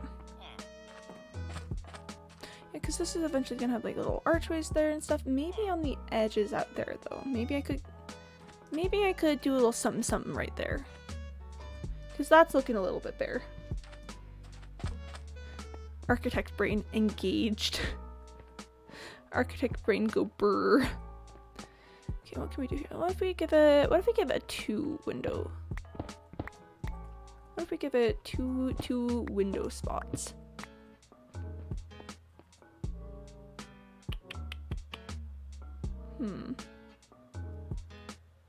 No, chat, we're gonna have to go for the 3. We're gonna have to go for the 3. The 2, it's just too off balanced if we've got the 2 1 block away from each other. It's about the symmetry, chat. Is this sad Quimby or ye old Quimby? That's a good question. I honestly could go either way on that one. I feel like it could be ye old Quimby, but could also just be, oh no, sad Quimby hours. You know? This looks so cheery. Quimby Noir? Quimby Noir. Oh, chat, I love Noir. That it is Quimby Noir. That it has been decided that is Quimby Noir. Quimby PI. Hey, Oli boy, welcome back. Welcome back again. I'm doing window. It is window. Sometimes you just gotta window. Sometimes you just gotta pick up the blocks that you accidentally dropped. Bap. Bap. This is another fun exercise in Quimby count. Wimby. Cause I was gonna say window, and then I said Quimby. Yeah. Oh yeah. Bye, Sally. Thanks for showing up. It's lovely having you here for when you can be. Bye, Sally. Yep. Thanks to you for vibing also. Yeah, we're gonna okay, so we're gonna mirror the structure back here. We're gonna have opposing like corners and windows. So there's like the 2 corners over there, and we're gonna have the 2 corners over here, and that's gonna be cool. That's gonna be looking pretty sweet, as it were. Yeah. Ayo? What's Ayo about, Cyborg? Ayo about windows, or Ayo about Sally needing to leave? It just looks so cheery. Like the natural light actually does wonders for the space. Look at that. It's just we've got like gloomy middle of the house section, then we've got window. Quimdo is where it's at. It's just like, ah yes, Quimdo. This does open up my house to visible eyes from the train tracks, but that's alright because the train system is my pride and joy and deserves to have access to my own personal life and house and stuff. Ye old otter. Ye old otter? Oh my gosh, I'm honored to make your acquaintance, ye old otter. I'm so happy that you're here. Ye old otter, chat. Oh, we're chat, we've made it. Chat, we've made it.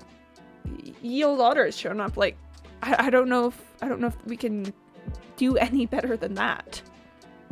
It's ye old otter. Oh my gosh, hi ye old otter. It is otter, but ye and old. What if you were an otter, but you were ye and old? I personally think that sounds incredible.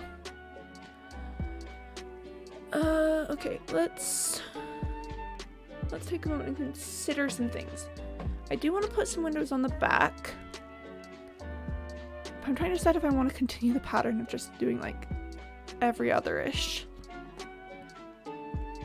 Because that could be nice. It could be nice, you know, get some more natural light in the space. It would be many glass. This one says, I'm an otter from ye old times. Ooh, good Owl House reference. Good Owl House reference, Mr. Malouk. I love the Owl House. Okay, so this one would definitely need to be different if I put windows there. So maybe we're just not gonna put windows there. What if we go this one, that one, that one, that one, that one, that one, that one, and then that would be a corner, so we wouldn't do one on that. This one says I'm an otter, but from ye old times. Oh, chat, what if you were an otter from ye old times? I honestly think that sounds like the best case scenario. Just otter, but ye old times. Sounds very nice, in fact. Sounds very good. Very good otters.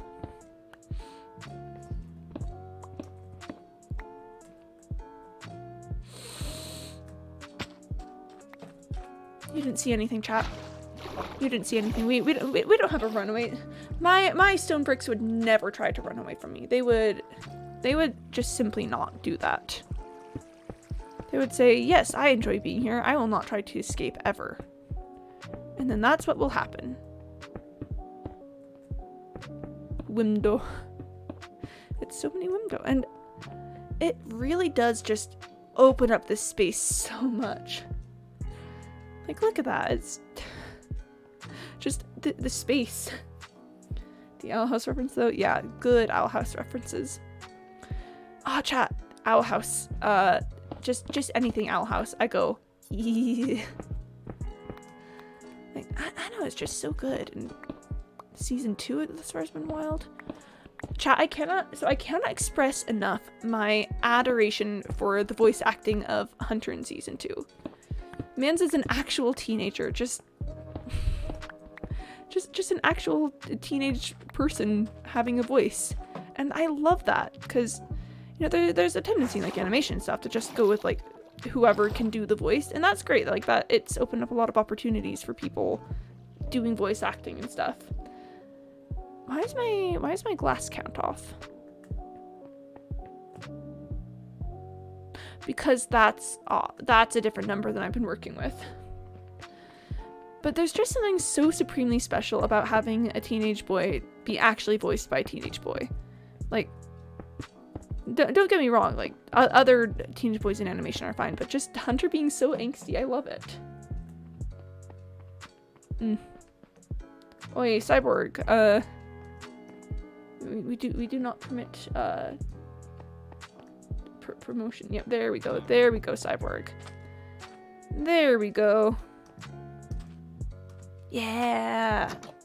Oh, chat, Cyborg was here for the thing. For getting rid of the things. That was nice.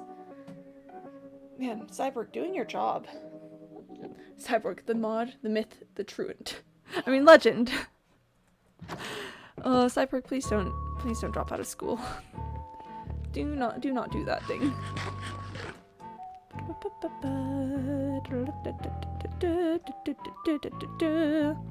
The windows make the space look much more brighter. Like, look at it. It's so much brighter in here now. Like, I'm not sure if the actual light level has increased or if this space just feels better. Hashtag stay in school. Yeah.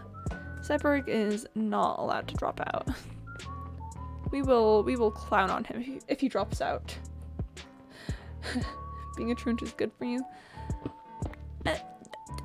Agree to disagree. Sometimes I guess I don't want to control your life choices, man. Just live your life and don't drop out of school, please.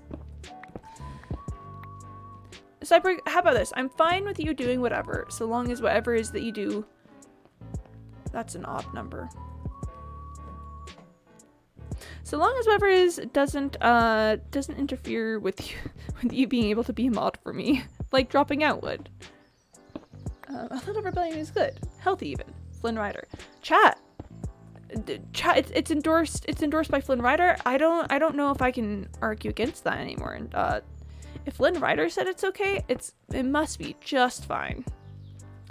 Okay, let's consider, what if we do 2 and then a 2 and 2. That's still off. What's the count here? 1, 2, 3, 4, 5, 6, 7, 8, 9, 10, 11, 12, 13, 14, 15, 16. So we've got to find a way to get the windows in with 16 spaces. Not to mention Flynn Rider's voiced by the Zachary Levi. Yeah, Zachary Levi, good lad, good lad. I haven't seen too much of his work. Mostly just like I've seen about a few seasons of Chuck and stuff. Okay, that'll work. We're going for the big windows here. Yeah, I've mostly seen Zachary Levi in, like, you know, Chuck and Tangled. But did you know that he's also one of the he's one of the Warriors 3 in Thor? Like, not the original Thor, because he had conflicts, but in the second one he is. And he honestly just really carried that section. Just the for Asgard jumps out of a plane, like, very good, very good. Chat, you wanna discuss like Marvel movies and stuff? Not, because I'm gonna be honest, I've got some problems with them. I've got some issues. I'm just not a huge fan of, like, the Marvel Cinematic Universe these days. I do like having big windows at the back. That's like, you know, it's like we've got the little windows all around, and it's like the back is like, wow, views. You get to see the big old desert.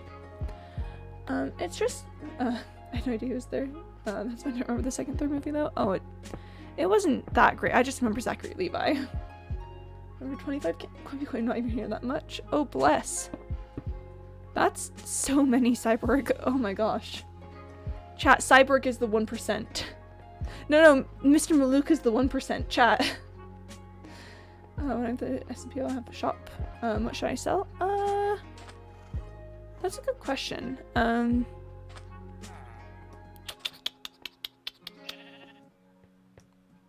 don't know. Honestly, whatever you want is my first response, but I'm gonna make so much glass. Whatever you want is my first response, but I guess if you want, like, maybe food or something. 40k. Oh my gosh. Mr. Maluk, rich man over here. We've got the 1% in chat. Mr. Maluk being the 1% though. That's so many Quimby coin. Oh my gosh. Oh, a flower shop. That could be gorgeous. Flowers are very pretty. Flowers are very nice.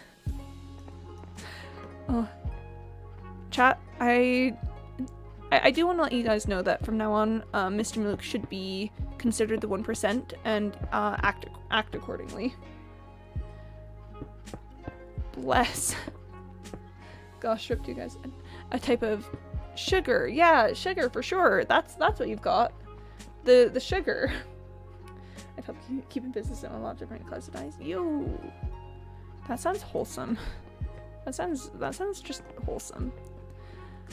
All right, chat. I think that's the windows of the first floor. I still need to go to the to the third floor and fix this section on the third floor. Oh, Cyborg, you weren't here for that, but I've made a dreadful miscalculation.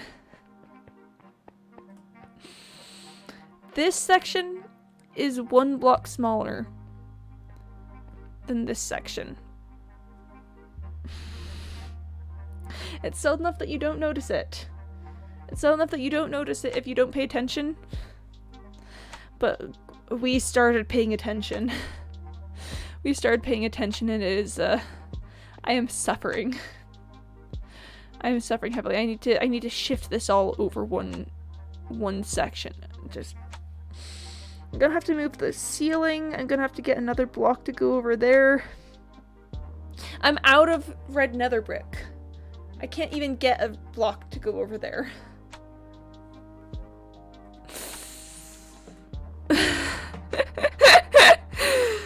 Oh wait, do I have? Yes, I do. Okay.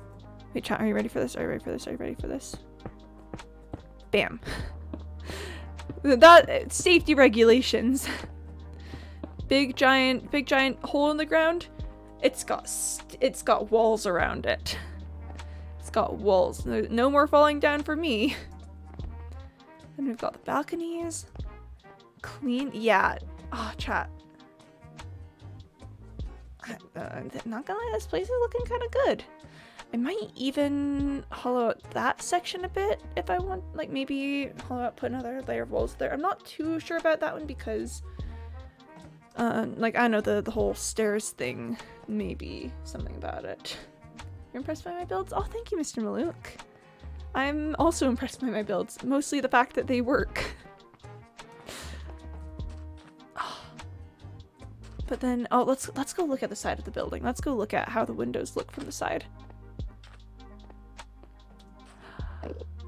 Oh, see, chat, the windows add so much dimension. Like earlier, it was just a box, but now that we've got the windows, it's starting to like actually take shape. Then I'm gonna put like a line of stairs around the entire thing. Actually, I'm gonna put 2 lines of stairs around, one facing down, like one facing up, to add extra like dimension to the whole thing. And then we're gonna have another one like right up here.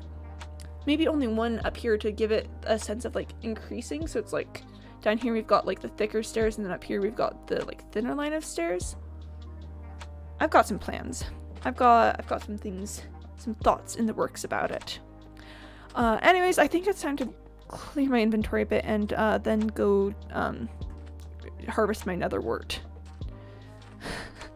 I need so much. I need so many red nether bricks. I need so many vines too. Man, chat, we love the days in which I realized that all the resources I thought I had an adequate amount of are actually like dying. Is that okay? Hey, Lie Boy, doing good on the Quimby coin collection. This is where I've been keeping glass, but I think I'm gonna move it into this chest for the moment, just because I've got a lot of it. Yeah, there we go. There we go. And let's put these in here for now. I'm eventually going to turn most of these into stairs, probably. Oh, I love when a plan comes together. And by plan, I mean literally anything. I love when anything works for me. And no, I still do need the shears. Let's... Excuse me. Pardon me. Excuse you right there. Hey, hello, you in the sky. Yes, you. I'm staring right at you. What's the big idea? What's the big idea? I was gonna go down to my secret sketchy lab and harvest my illegal plants. And you're just going down. You're just going down. You're leaving. I did not authorize this movement. Chat, I want you to hate the sun for me. I want you all to despise the sun with a force greater than it could ever hope to rival. Because honestly, chat, the sun kind of deserves it. Yeah, Cyber, gotta watch out. Gotta watch out for those, the accidental links. Hold on, I'm gonna drink some water.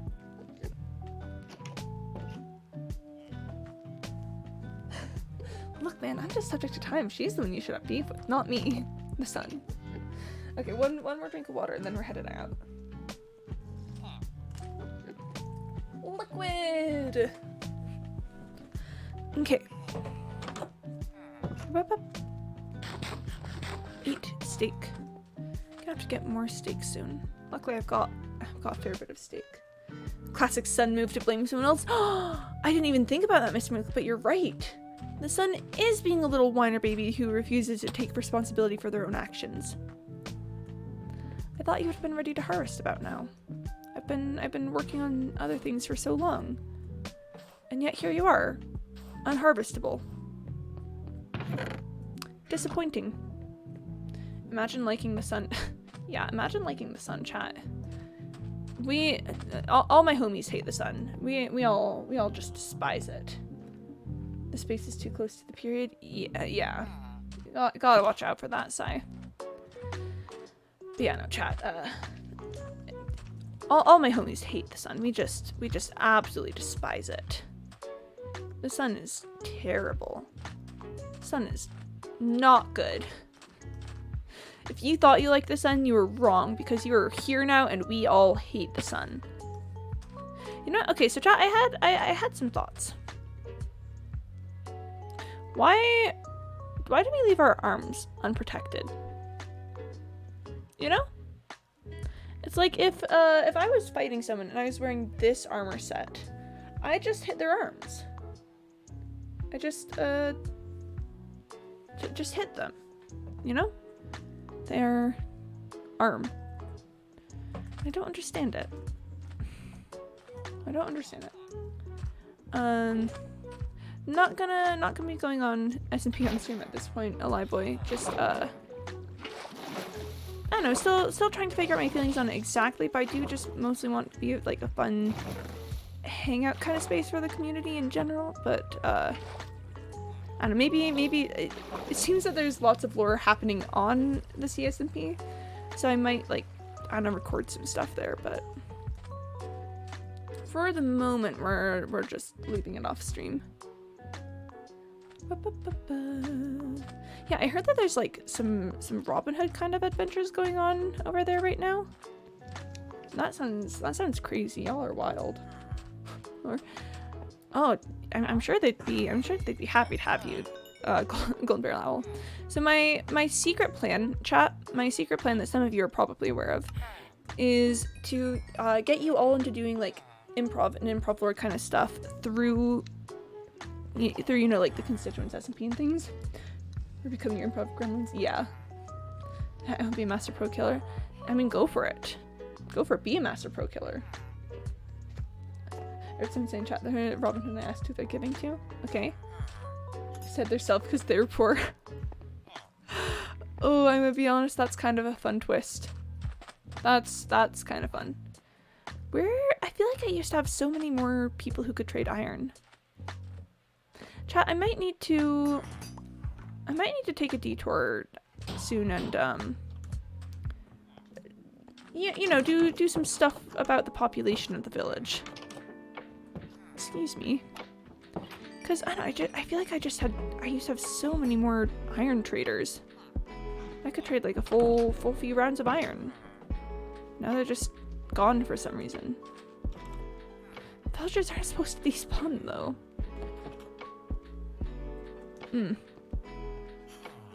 But yeah, I want you guys to become my little improv gremlins. I want you all to discover that improv is actually like fun and not terrifying and scary and stuff. And that's the goal.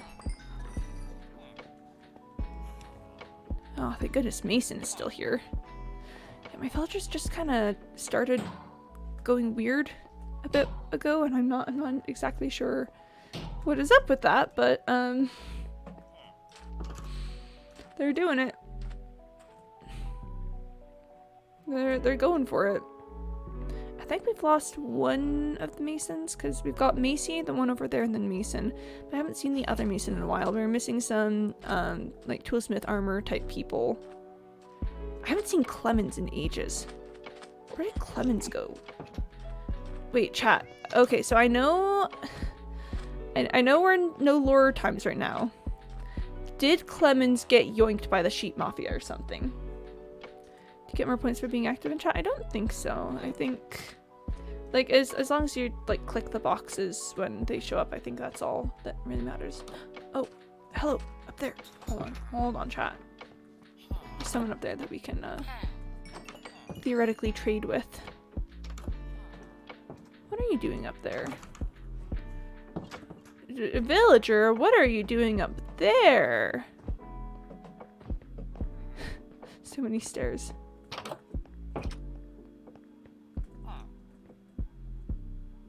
Weaponsmith Master. Who are you?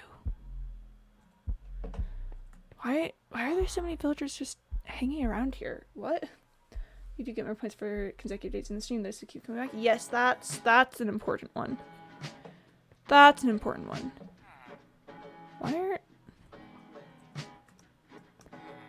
What's going on here? Why are you guys like this? Why is this the way that you all are? I don't understand them. I don't understand their thought process and reasoning. That was almost such a good MLG. That was almost such a good MLG. Why do I have 2 farmers? And where's Archie? There's just a lot going on. There's a lot going on in this village that I haven't been paying attention to. On the plus side, I got lots of emeralds. So that's good. That's great. That's fine, I guess.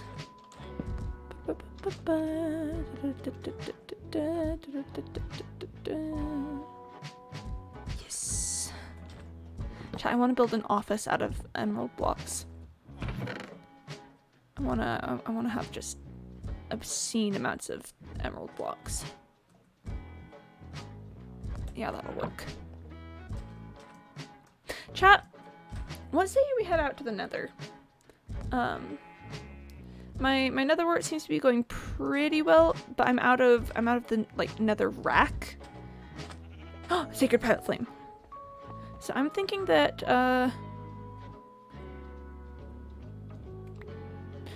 we head out to the nether and do some strip mining. Yeah. Me. Are you going to pay the Peggington tax? Remembers what happens in the season 1 finale. Oh. Yeah, rip to the season 1 finale. And Sir Peggington just should have seen it coming. You know? Should have realized this is like my kind of more active chest area right now, so I'm gonna be putting a lot of stuff in there. Wait, hold on. Just trying to make sure I'm trimming down my inventory before going strip mining. But yeah, we're gonna go searching for netherite, chat. We're gonna go down into hell for it. Here I am gonna leave my water bucket, this iron, and the lava bucket. Because those aren't things that I need at this moment. I am gonna pick up another stack of steak though.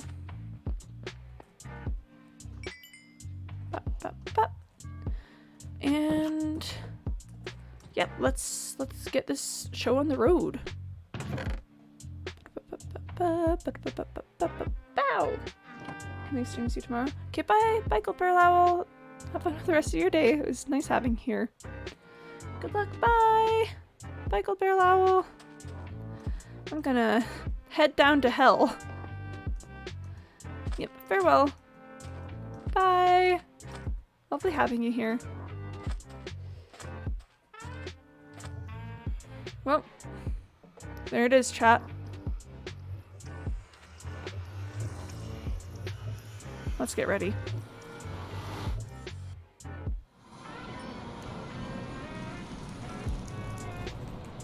Where?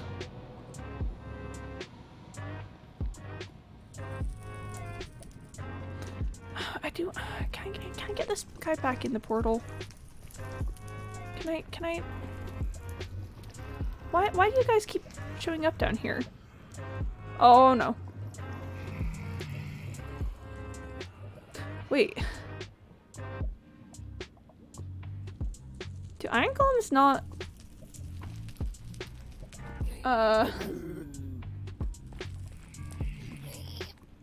Oh, they do. Okay. Yeah, buddy, sorry. That one's kind of on you. That one's kind of on you, buddy.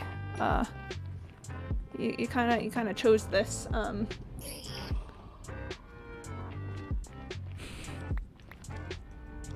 Okay.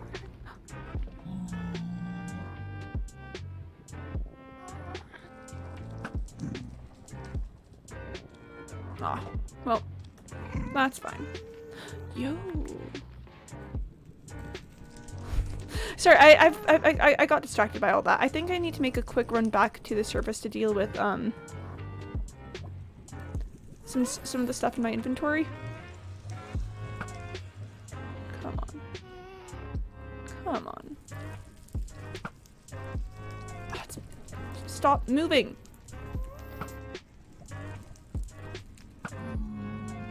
Got him.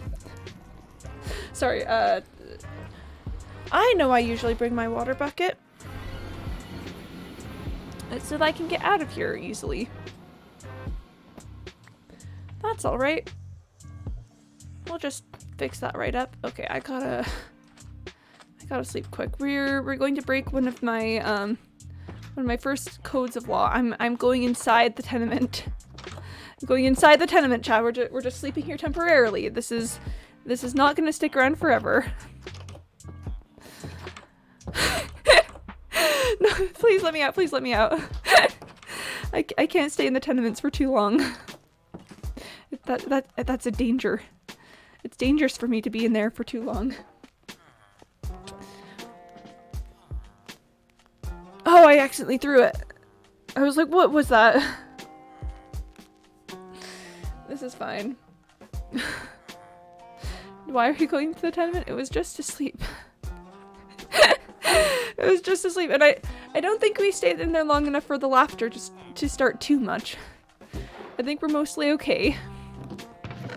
We're mostly alright, mostly fine. Chat, I can't help it. I can't help that I burst into uncontrollable laughter whenever I enter the space. It's not my fault. It's not my fault, and I shouldn't be blamed for it. Come on, chat. Come on.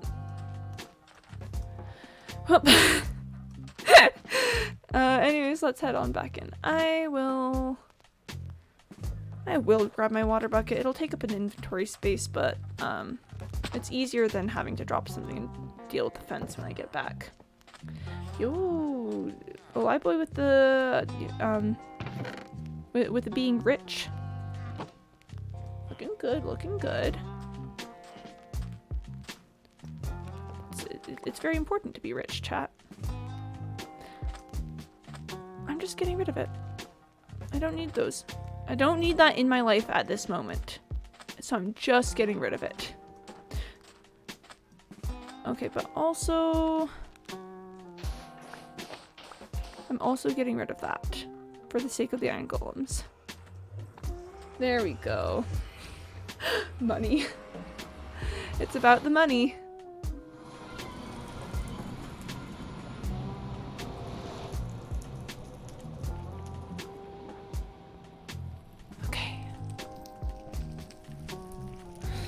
Every time I enter chat, it's just constant vigilance, as it were.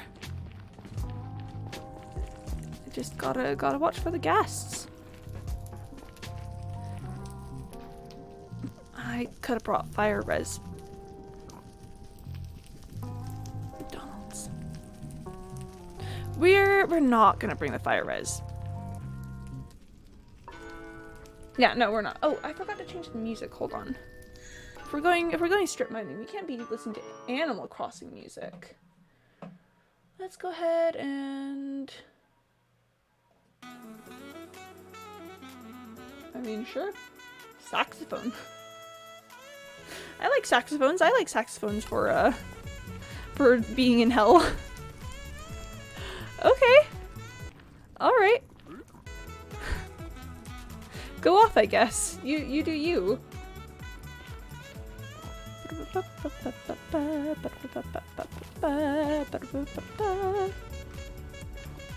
Kind of a bop. Honestly, a bop. Groovy hell. Chat, let's go to groovy hell. I've had enough of regular hell. Let's go to groovy hell. Yeah. Oh, that is the spirit. That is the spirit. Such a bop.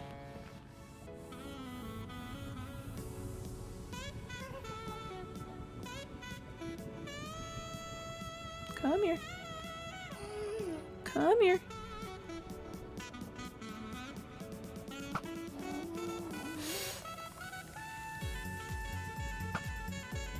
There we go.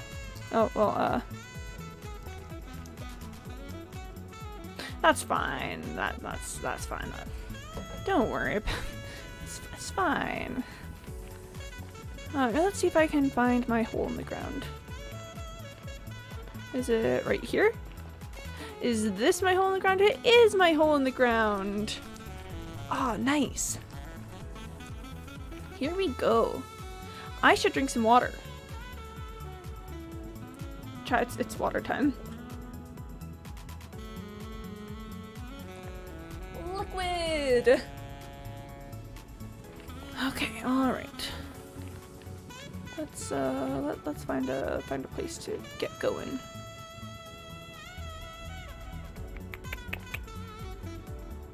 We could go like right here. And I'm gonna leave a torch on the right. For a second, chat, I couldn't remember my own system. For a second, I couldn't remember, like, do I leave torches on the right or the left? Groovy Hill is groovy. It's super effective. Oh, and we got the water. Ooh, I haven't seen that emote before. With the wig, that's nice. That is nice. I just like the emotes. I just like seeing the emotes that people use.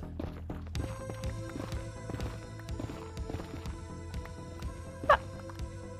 Oh, this is no longer groovy hell. This is slightly kind of dramatic hell.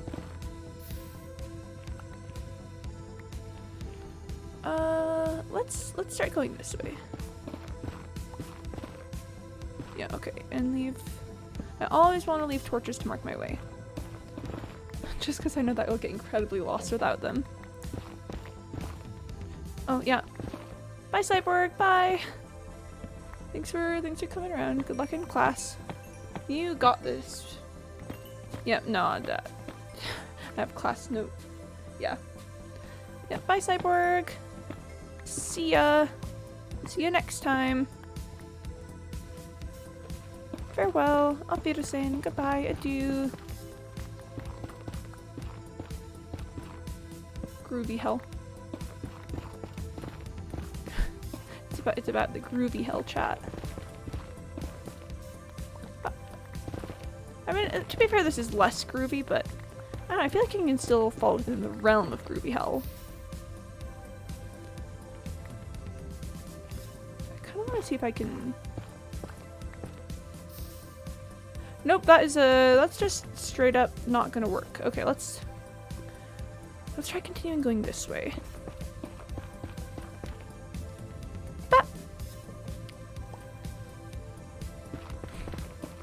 And blackstone, that's fine. We can deal with blackstone. Blackstone's all right to deal with. That's not one we need to worry about too much. And quartz, I'm always in need of quartz, so I'm not in need of that though. That's why I'm always hyper careful about mining stuff. Yeah, so let's just let's cover that right up. Oh, this one's kind of a jam. This track is kind of interesting. I'm using the patented Sally Ruber method because Sally was the one who said, "Hey, you should try doing it this way," and I said, "Okay." And then I did it, and I found ancient debris. So I'm calling that. Wow, that works. How much do I have? Almost a stack. Okay, I'll consolidate when I'm at a stack. Yeah. So how are you guys doing in chat? How are the vibes feeling for you guys? Because I'm still pretty new to netherite mining, like, and I don't usually do strip mining on stream, but you guys seem kind of interested in my quest to find netherite. So I don't know, how's it going for you? Okay, so we're crossing this path again. Oh, wait, I don't like the one with the air horn. Doing good. Ooh, we've got another cool emote there. Nice, nice, nice. Chat, just whenever people use emotes, I'm like, wow, oh my gosh, would you look at the newfangled pictures that the kids are using these days. Let's turn this way. It's just about to bring up the air horn. Oh. I usually I can catch it. Usually I'm like, oh, that's the track with the air horn. We don't like the air horn. But sometimes, chat, sometimes it just doesn't work. Sometimes we hear the air horn. And it's terrible. It's tragic, I know. None of us want the air horn. But unfortunately happens sometimes. I fear. I'm very afraid. I'm honestly kind of scared. Oh, chat, do you want to talk about, blast to the past, do you want to hear more of my weirdly specific knowledge about, like, clothing history? Gravel's my favorite, but it's not the worst. I'll break it just in case. Specifically, do you want to hear about the rise of, do you want to hear about the history of neck ruffs and lace collars? Because I think they're really funny. I think they're really, quite honestly, absolutely hilarious. I'm gonna tell you, even if you guys don't want to hear. I'm just gonna start talking. I was like, did I break that? Or gold? So lace collars. They actually, so the history of like lace collars actually goes back to the invention of the like chemise, which for anyone who doesn't know, chemise is just like an undergarment that you wear, and that's pretty much it. It's like kind of more like a dress like sort of garment. But yeah, you wear it underneath the rest of your clothing, and it like keeps your outer clothing cleaner, and everyone's like, oh my gosh, this is so crazy, revolutionary. But pretty soon into the, you know, having the chemise kind of stuff. Yes, we're just gonna keep continuing this way, even though I'm crossing my previous path. People start to notice that if you made the chemise just right, you would have like a little puff of lace hanging out over the collar, lace or like, you know, gathered material, but it would look cool, and people were like, wow, that's kind of nice. And then they started to make them bigger.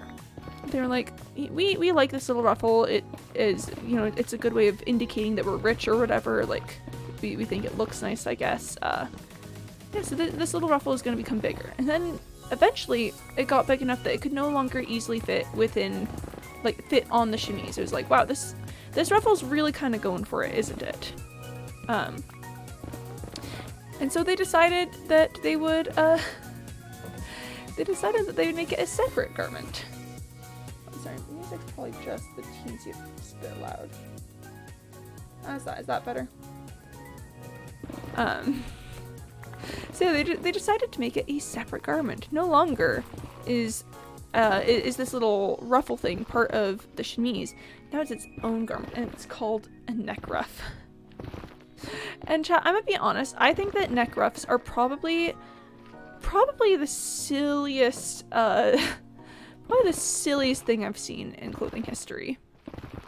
They just it's just like a little thing of lace sitting on your neck, like, hello, I'm going around your face, and I'm like made of lace and super frilly and stuff, and I'm like, what the heck is going on here? They're so funny. Oh, gravel. I don't like the gravel. I know that I could use torches for it, but that seems like a waste of effort. Seems like an utter waste of effort. So the neck ruffs got larger. At their height, and around their height was probably, I'd say, gosh, around 1570s-ish? Like Queen Elizabeth kind of era. I don't want the black stone. We're gonna get right rid of that. Whoop! There we go. And they're just gigantic. They're just massive. Sometimes there'd be like multi-tiered neck ruffs, where it's just it just gets larger and larger and larger and bigger, and everyone is like, yeah, this is great. We love this. We love having this ruff on our neck. It's so funny. Eventually people stopped being interested as much in the whole like ruff around the neck kind of part of it, and started getting more interested in the fact that it was made out of lace, and lace is very expensive and shows that you're rich.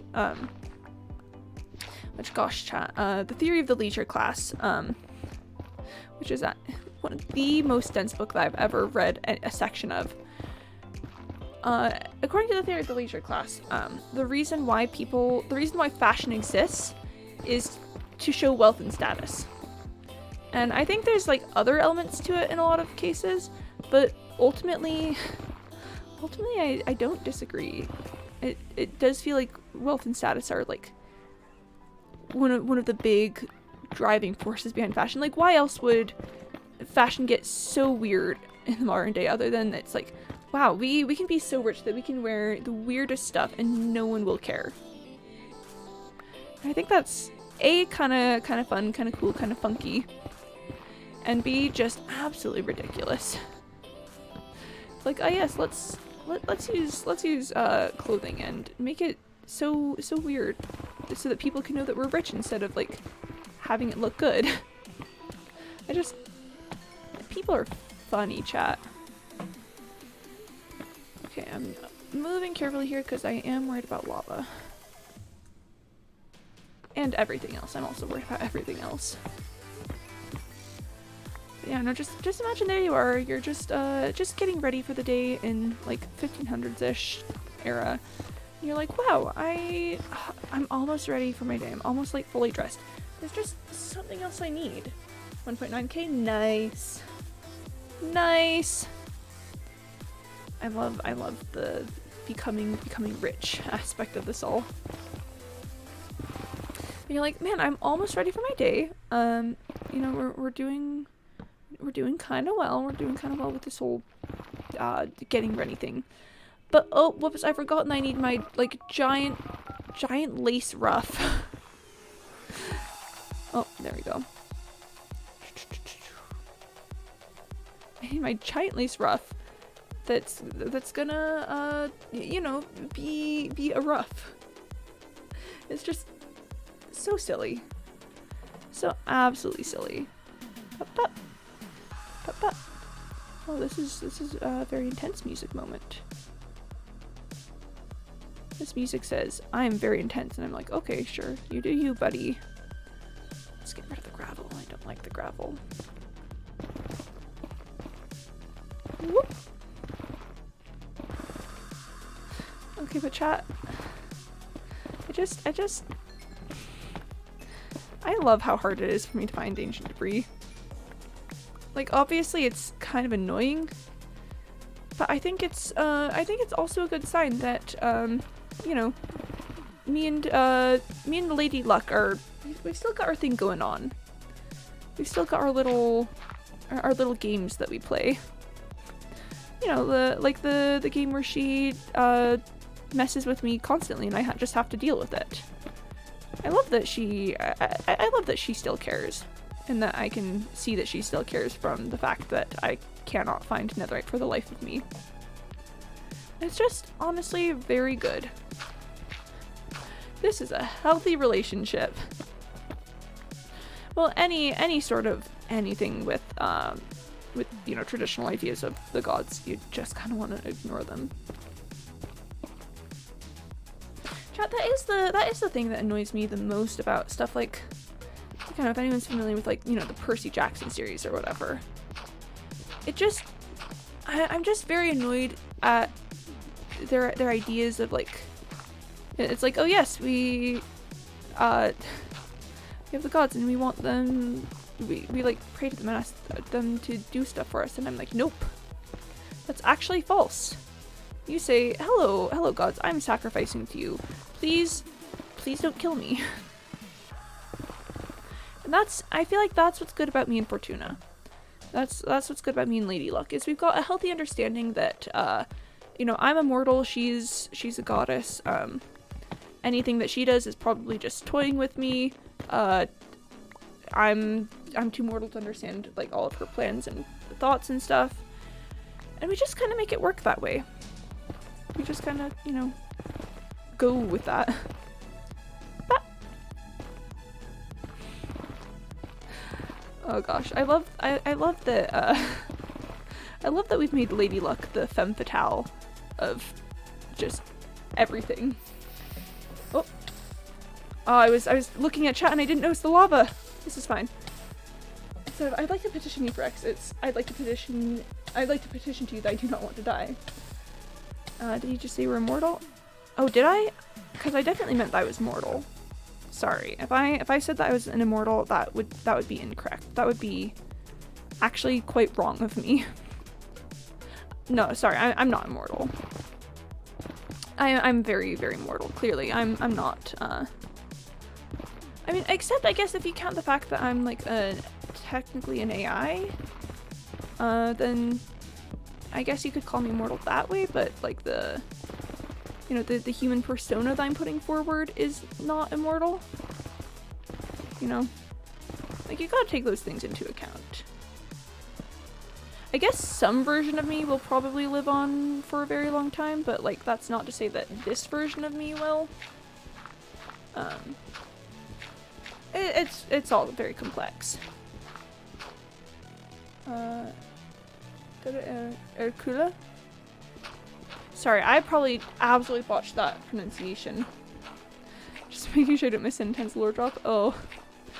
I mean, valid. You never know when lore will show up these days. Ah. Yeah, sorry, I absolutely wrecked the pronunciation of that, Alive Boy, but what were you saying? Like when I join? Okay. I will say okay.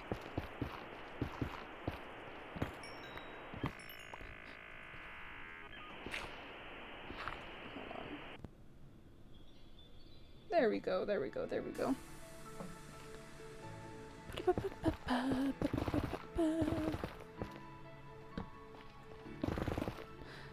Man, chat, I sure do love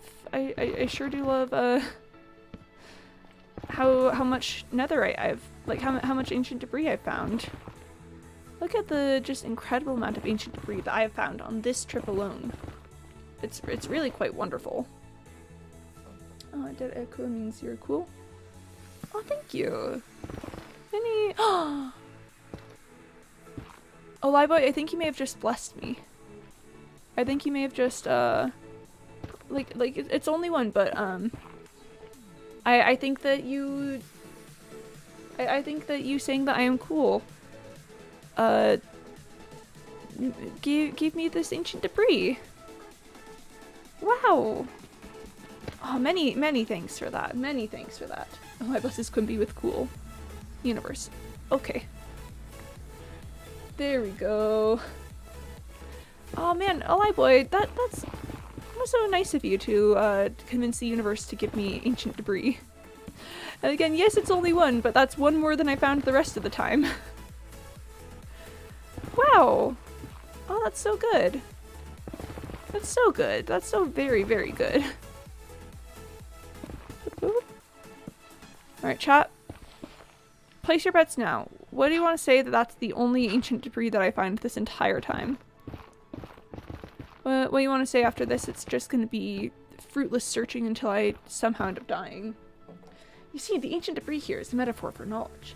As Quimby acquires more knowledge, in this case in the form of language, Quimby acquires more ancient debris, making them stronger. That's it, yeah? Here, I'm gonna drink some water because we haven't been doing that since I've been underground. But yeah. The more I know, the more ancient debris I get.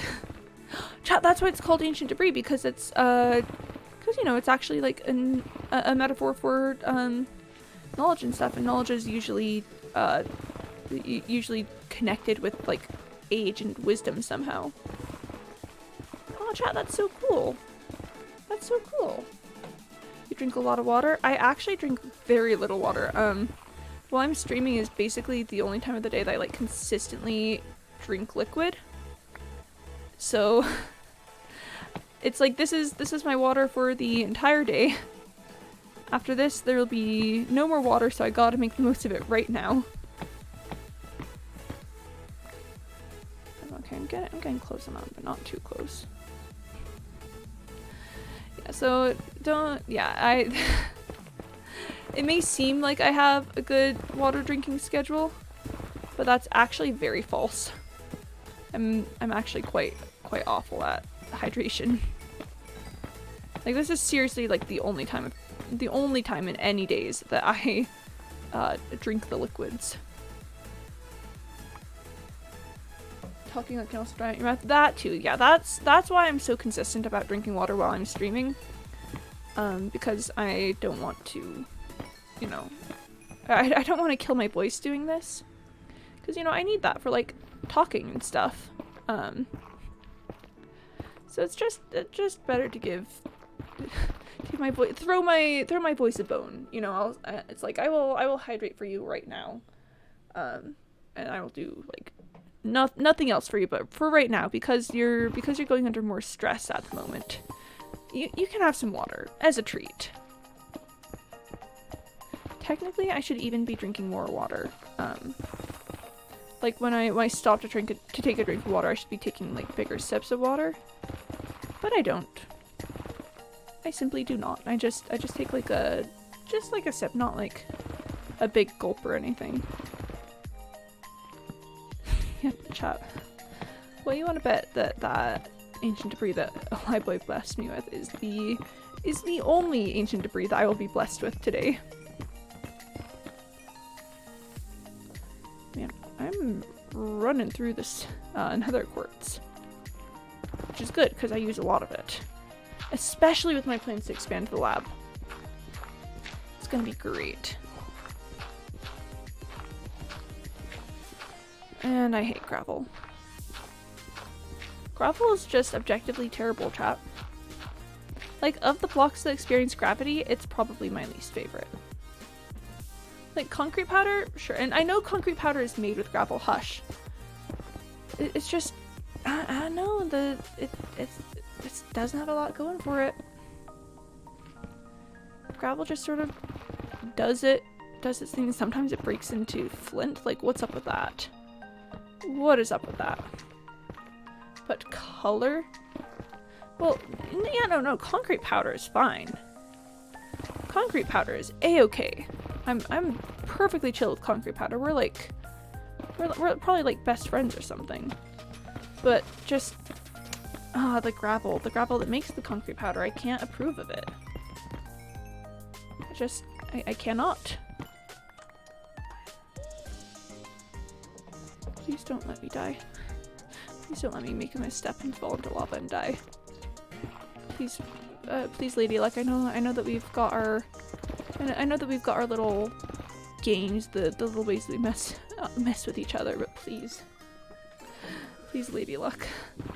I don't know if I can stand it. Woo! Up.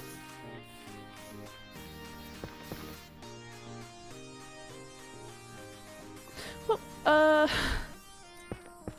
this is gonna be our last pivot. This is gonna be our last pivot. After this, let's head back up to the surface. Oh, let's head back up to the surface. Oh, I don't want to try and read that loud because I know that I'm gonna absolutely destroy it. What does that mean, alive boy? What's that one?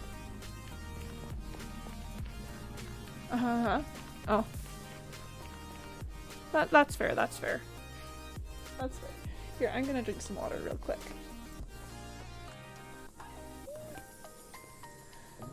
Ooh. Yeah, the literally the one time of day that I hydrate. Said you're getting more, but I guess not. Oh. Yeah, it's just, at this point, you know, my inventory and, like, all the things with that. Grapple is low here on the gravity blocks, and considering that the dragon egg also falls, it never stands a chance. Oh my gosh, I didn't even think about that, Mr. Mook. I didn't even think about how gravity also falls. Gravity also falls, chat! About how the dragon egg also falls, like, gosh. Yeah, no wonder Gravel's so low on the tier list. It's competing with the dragon egg. That's wild, chat. That is wild. Whee! Gravity Falls! Yo! Okay, so chat, that's such a good show. I've got a bit of an interest in cryptography. And just the puzzles of it all and decoding all the things and looking at all the Easter eggs that they left in Gravity Falls is magnificent. It's such a good show. Me with my one ancient debris. That checks out. That checks out. Yep. Yep, that makes sense.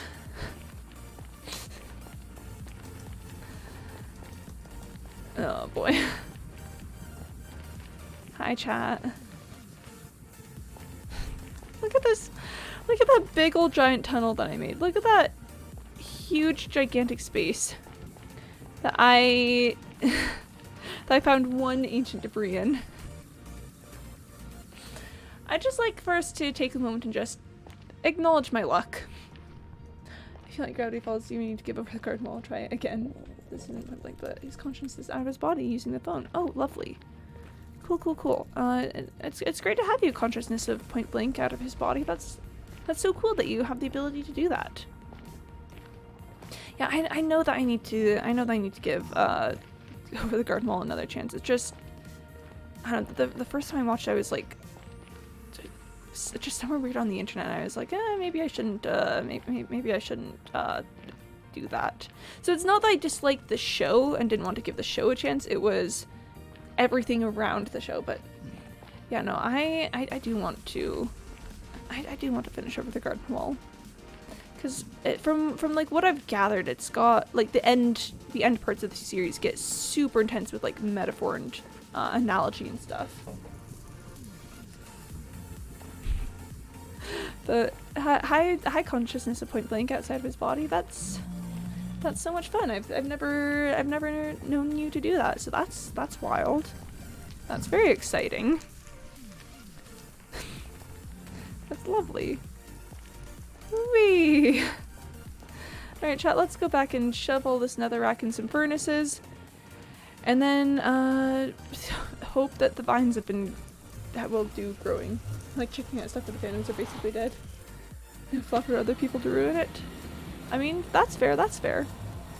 Here, I'll change the music in just a second because we've come back to Lit Overworld. I just gotta get away from almost certain death first. Well, it wouldn't be almost certain death. I've got good armor, but I don't want people to be in danger. Like, time to watch Hamilton almost 5 years after release. Oh, Hamilton is also good. Like, I saw Hamilton live. That was really fun. Hold on, let me just, you know what, we're back in the town. Let's go back to Animal Crossing. I think it's funny, Point Blank, that the thing that you don't like is the fluff. And like an angst gremlin. Just, it's about being an angst gremlin. I'm gonna have to fix that. Attack on Titan is also very good. Yeah, I've heard Attack on Titan is like a great show. I don't know if I could watch it because it seems a little bit beyond my realm of being a bit of a baby film nerd. It's like I'm a film nerd, but I'm also kind of baby. So Hamilton live. Okay, I'm turning off. I can't watch. All jealous now. Oh no. Oh, I'm so sorry that I turned. Oh, I'm so sorry, Point Blank. I'm so sorry that I told you. I'm so very sorry. If it makes you feel better, it wasn't with the original cast. It was a later cast. Yeah, no, I've heard Attack on Titan is very good, but I just don't know if I could handle it. It seems kind of intense for me. Gets better in the 3rd and 4th season. Cool. Although I know that the like first season soundtrack is like the opening is considered like one of the greatest of anime history. And there. And let's pop that bad boy in there. Check if there's anything in here. There isn't. And alright. There we are. Let's go take care of some things. Bah! I found one ancient debris in that entire trip. I found one singular ancient debris, chat. Thanks, Lady Luck. Thank you for your graciousness of allowing me a single ancient debris. A cinematic critique of Barbie Swan Lake. Favorite Barbie movie? Oh. Hello, Sister Hens, I watch all of them. Let me tell you, Barbie Princess and the Pauper. For sure, Barbie Princess and the Pauper. Like, listen, there's lots of very good Barbie movies out there, but Barbie Princess and the Pauper is special. It's just got something to a Sacred Pilot Flame. Praise be Sacred Pilot Flame. There we are. Barbie Rapunzel. Wow. Okay. Yeah, no, Barbie Princess and the Pauper. Like, I like the original like Prince and the Pauper storyline, but not nearly as much as I liked Barbie Princess and the Pauper. Like, turning into the Barbies, and yeah, Barbie and the Princess and the Pauper stand. That's me. That's me. You got him. You got me, point blank. Barbie Princess and the Pauper stand over here. What can I say? It's just very good, very extremely good. So consider Barbie the Nutcracker. Okay, Barbie the Nutcracker is one of the better like Nutcracker adaptations that I've seen. So I will grant you that. I will grant you that one. But gosh, just I know the music of Barbie Princess and the Pauper is really good. The like the storyline they work out where it's like oh, I've still got more nether ore. The storyline with the Pauper and like the music and everything, like King Dominic is really fun. I like a lot of the action scenes. Barbie the Nutcracker, or how one creepy doll can look so dreamy. Bless to the creepy wooden doll. The creepy wooden doll is really the real victim here. Okay, there. So I just had to make sure that it would smelt all the way to fruition. Yeah, no, but and I like the talking animals in Barbie Princess and the Pauper. I feel like sometimes Barbie can take the whole talking animals shtick too far, but not in Barbie Princess and the Pauper. There it's just an absolutely perfect balance. Should I turn a lot of these bones into bone meal? Actually, here, let's leave this one and take that one. Sacred Pilot Flame. Praise be. Praise be. There we go. Yeah. I'm glad that we have some Barbie enjoyers in chat. Because let me tell you, chat, listen, I was rewatching some Barbie movies the other day. And I just kind of forgot how real they are. I mean, obviously it's Barbies. I'm honestly surprised how the early CG Barbie movies still stand well. Yeah, no, really. The execs just said, here's some money, make this Barbie movie. And all the creators went, aw, heck yeah, creative free reign. No, really, like, they're so good. Their sense of, suspense and timing is so good. They're, like, the CG might not hold up as well to, like, even some other CG from the time. But the storylines and, like, the characters in them are so very, very good. And like the villains in Barbie movies are real villains. They're not just like, oh haha, we need a villain for a kids movie kind of villains. They are honestly kind of scary in a lot of ways. And that's I think just something that's super impressive, that they managed to take a movie for children and put real consequences and stakes in it without making it like over the top or inappropriate for the age targeted audience. They didn't have to go as hard, but they did. Like Phil Collins doing the music for Tarzan. That's really how it feels. It's like man, you really just woke up one day and decided to make like some really good stuff. All right, like more power to you. You do you. Go ahead. Make an absolute masterpiece. Because I mean, again, like the whole like Prince and the Pauper storyline. Like I've read some like adaptations of the original Victor Hugo. What Barbie movie has that we were talking about that sounds like a very sexual and effeminate gay man? I think that's is that Island Princess? I think it might be Island Princess. No, Island Princess had the monkey. No, wait, no, it wasn't that then. Yeah, that's about how it went. Oh, but which one was it? Oh gosh, it wasn't Island Princess. Island Princess was the monkey. The ferret was. Ugh, I'm struggling with that one. What was? Which one was that?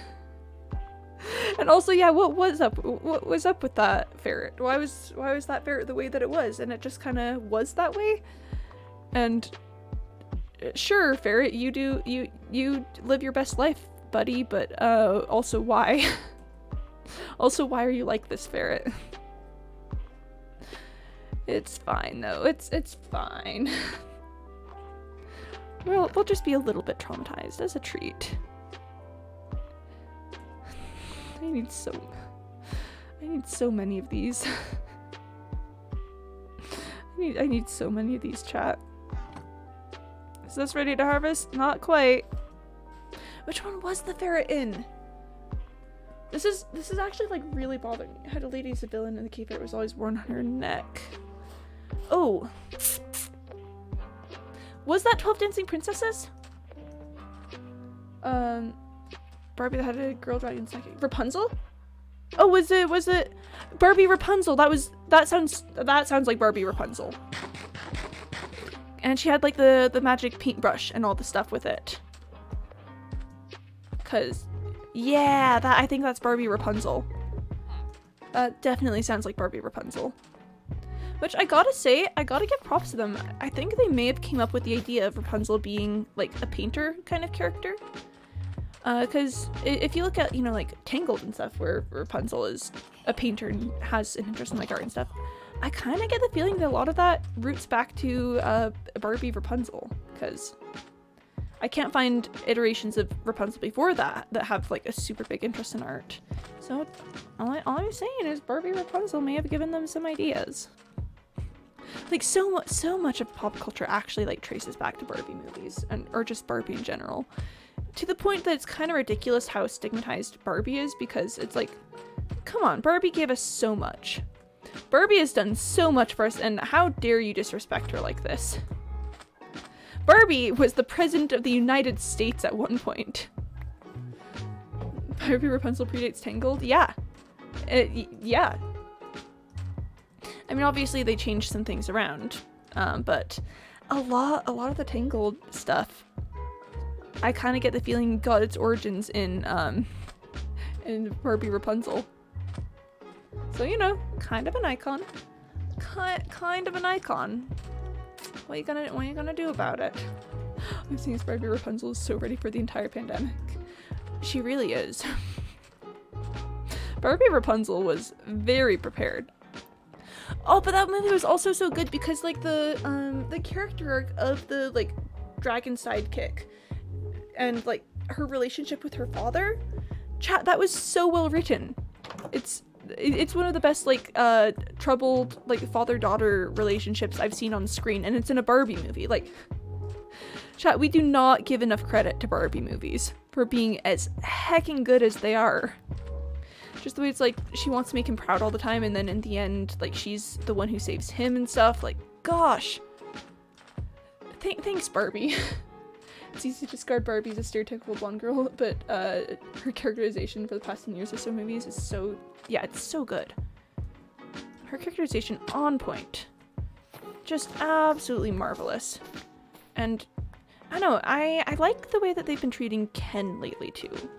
I've never been the hugest fan of Ken just like in general, just because I'm like, oh, like he's just like the token male character in the Barbie franchise.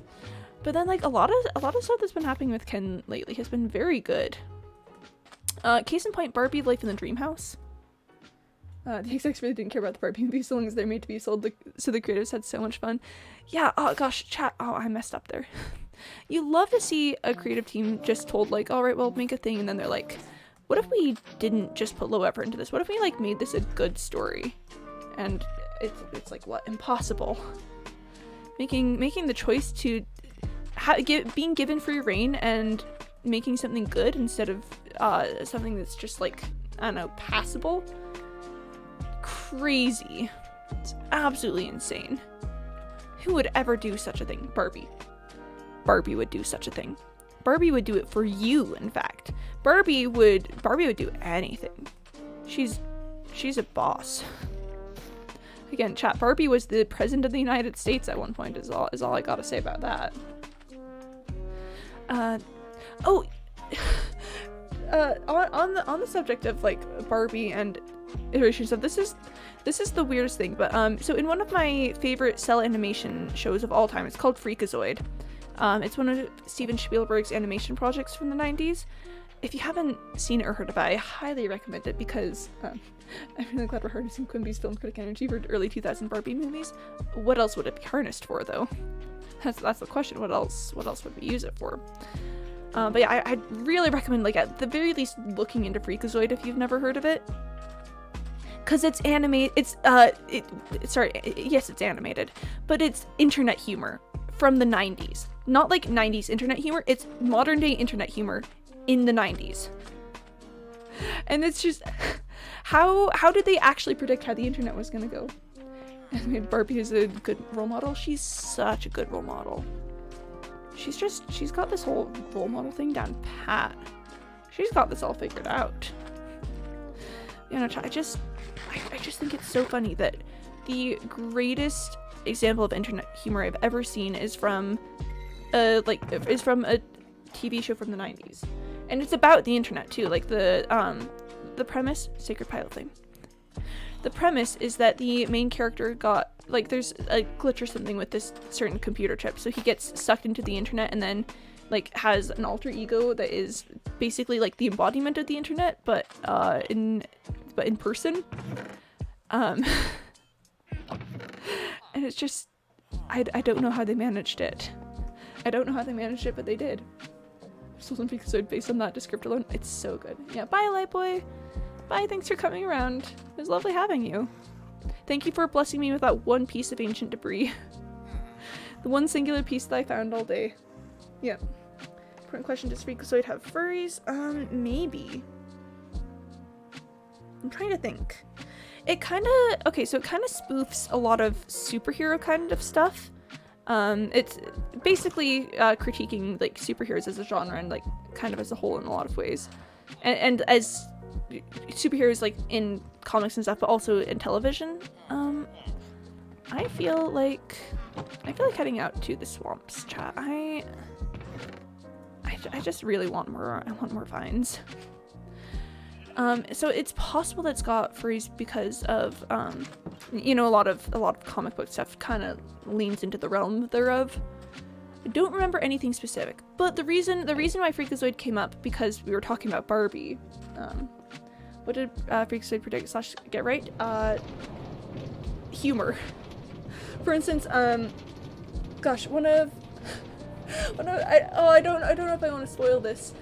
To be fair, I guess it's funnier when you watch it, so I'll just tell you about it. My favorite joke of the entire series is, there's a bad guy who's trying to trap Freakazoid, and he, like, gets him an iron cage, and Freakazoid is like, well, you know that like, doesn't really work. Like, I mean, I've got super strength. I can just sort of, like, get out these iron bars. And he's like, oh, well then, Like, I've got this kryptonite, and this kryptonite will surely stop your powers. And he's like, no, that's Superman. Kryptonite doesn't affect me at all, actually. It's totally fine. And the guy's like, well, how would a person go about trapping these? And Freakazoid is like, oh, you need to get like this certain kind of cage with like negative ions or something. Like, gives the technobabble discussion about it. But then the best part is that it then cuts to Freakazoid in the cage, like in that specified kind of cage. And he's like, oh my gosh, I knew I shouldn't have told the villain exactly how to trap me.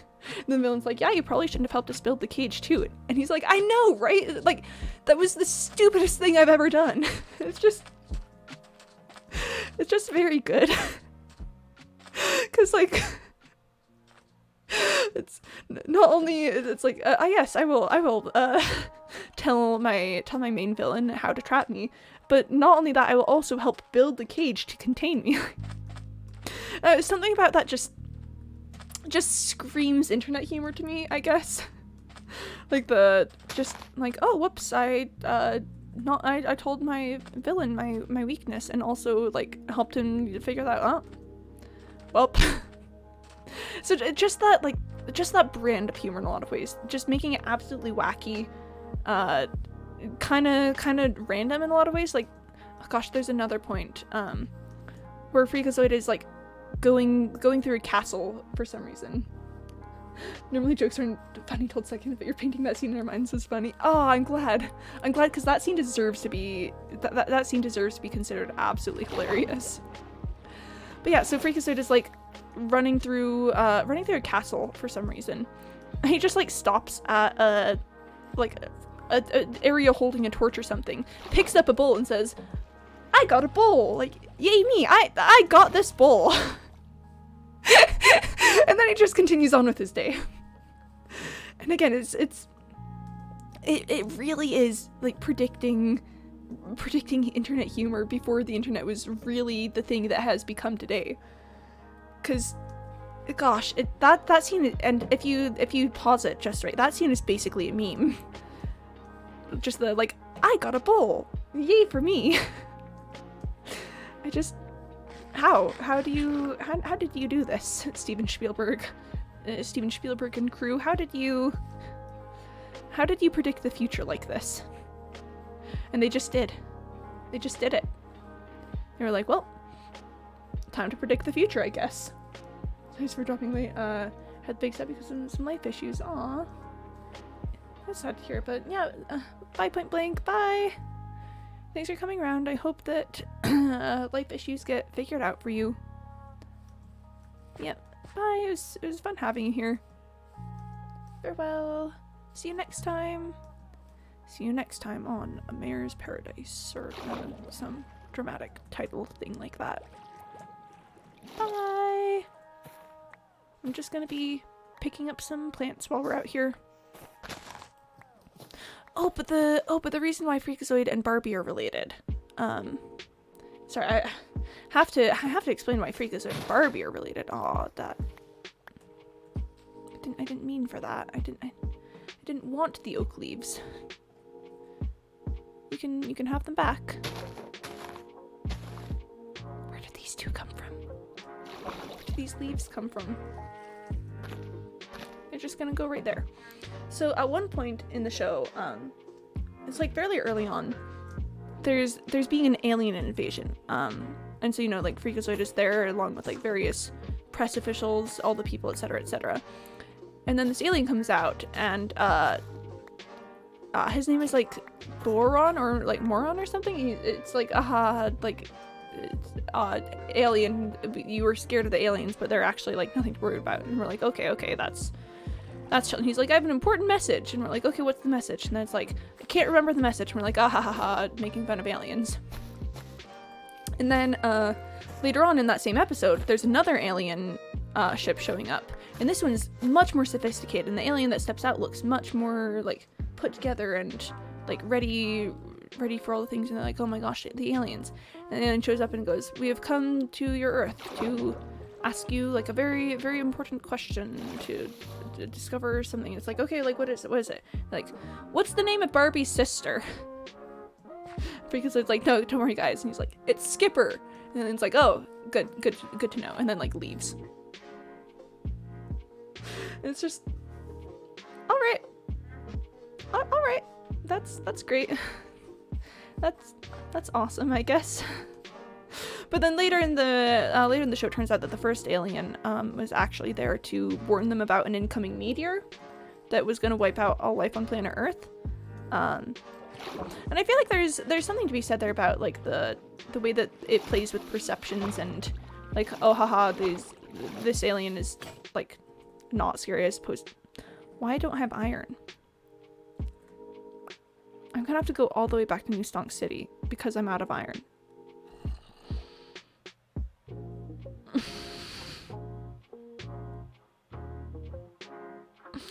Alternatively, I could be super extra. I could be so very extra. I think, where is it? Where is it? There's like a section down here that leads to an underground cavern. I could have sworn there was like a hole in the ground down here. Yeah, just the way that the show plays with no one took this alien seriously because he seemed kind of buffoonish, and then everyone took the other aliens seriously because they like looked smart and wise and stuff, and then it turns out that the buffoonish aliens were the ones with the important message, while the other aliens were just asking the name of Barbie's sister. Oh, it's thought-provoking, but also just kind of very funny. There's clay here that I hadn't picked up. I'm gonna have to come back for that. I could have sworn that there was like a cave somewhere, and I could have picked up iron from that and smelted it down because I'm doing best in this to make my way back now. If I make my way back, I will not be coming back out here. I didn't pick it up after the nether, that's why I don't have iron on me. That was a foolish move. That was a very foolish move on my part.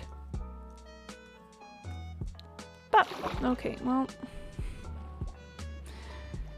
Anyway, let's just find some iron. I just need 2. Or possibly even 1. You know, chat, it's very possible I only need 1 iron. There's some clay here too.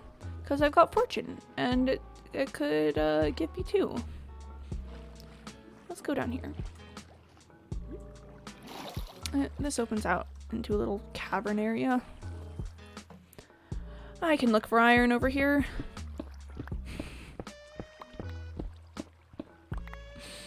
Thanks, Animal Crossing music. You're the only ones who really understand me.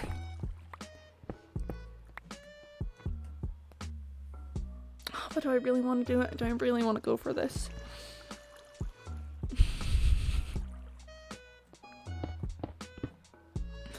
Yep, I'm digging down. I'm headed downwards. I'm looking for the iron. I'm searching for it. I'm searching desperately for the iron. Please, iron. Please, please. I swear I didn't mean it. I swear I want you in my life. Please, please, iron. You just gotta give me another chance. I'm trying to change my ways, iron. Why can't you understand that? Come on, iron. Come on, sweetheart. I know we've had a moment. I know we've had our disagreements or a little fights. But surely it's not worth this. Surely it's not worth this level of a cold shoulder. Please, Iron, you're killing me here.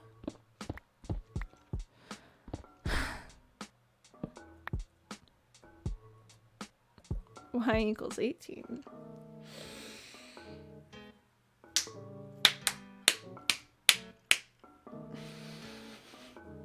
I'm gonna drink some water.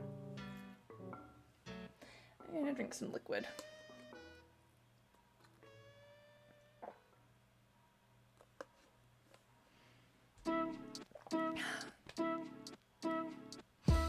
Okay. I've had my moment. Let's keep going.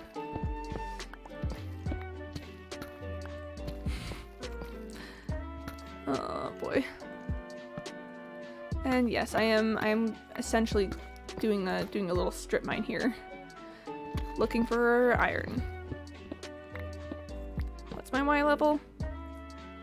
Oh, Y equals 11 right here. We're going until we find iron, chat.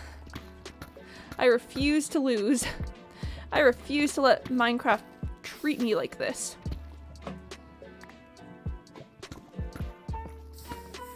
Oh.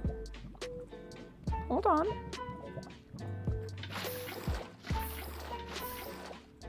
Okay. This looks promising. This looks very interesting indeed. Got some coal.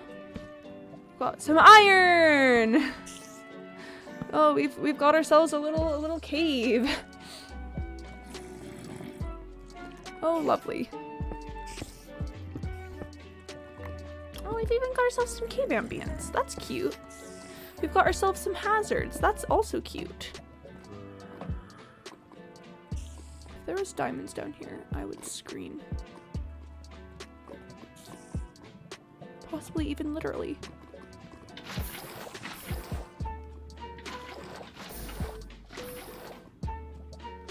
What's over there? What is that? Okay, well I don't see anything out over this way. But I'm still going to investigate it because I'm a crazy person. No. But we got our iron, chat. We got our raw iron. I do want just a little bit of coal because I don't want to spend a coal block on this.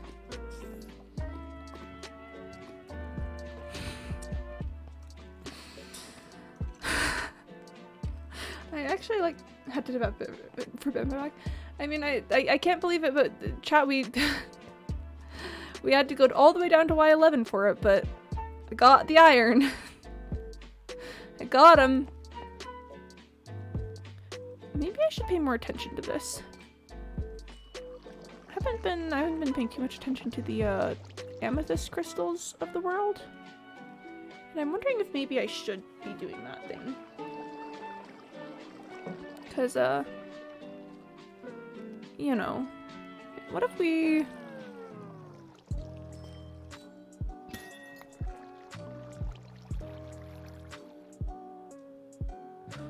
I feel like there's a way to get shards out of this, but let's just keep the cluster for now. You probably have to break it with a regular pickaxe. Is it? Oh, it's still daytime. Did not expect that. Let's head back. Let's head back to my bed, get some iron smelting, get some new shears. I think we have to use the spyglasses and decoration. Yeah, I want a spyglass. I want a spyglass, and then when I eventually find a jungle, I want to bring the spyglass with me, and I want to look at parrot through it, and I want to get the advancement. It's a devious plan. Quite honestly, kinda just too crazy to consider, but I'm gonna go for it. Then what's the other? Look at a gas through a telescope. Is that? I think that's one of the other ones. It's like is it a bird? Is it a plane? Wee. I wish I knew where a jungle biome was. I really wish that I knew where a jungle biome was. Oh gosh. Hiccups, no. Hiccups. This is not the time, please. Well, let's go ahead and try this. Oh, I like the noise. Yo. Yo. Okay, right, chat. Are you ready for this?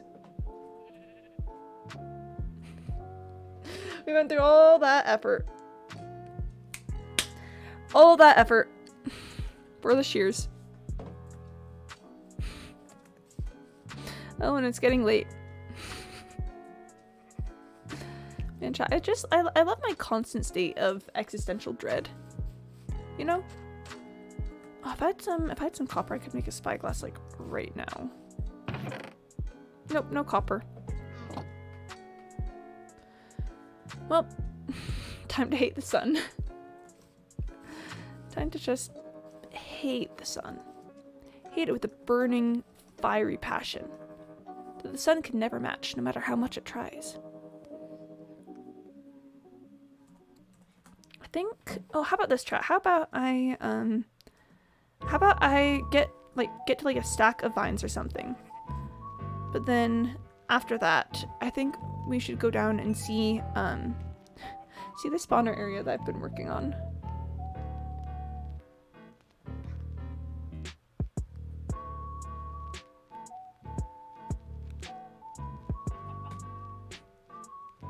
We're doing a little dancey dance.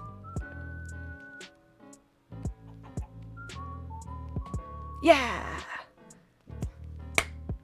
Dance. Anyways, let's pick up some more vines. Woo! Thanks, Animal Crossing. Animal Crossing music is the only one who understands me. Animal Crossing music is like, I got you. And it does. It does do that thing. Oh wait, no, they have 3 uses, Mr. Malouk. They've got 3 uses. Tinted glass, which is going to become very important in 1.18 when the spawn rules change.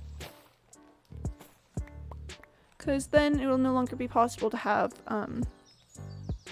mob farms unless there's like glass and stuff. Yeah, so that's going to be important. That's going to be pretty essential, as it were.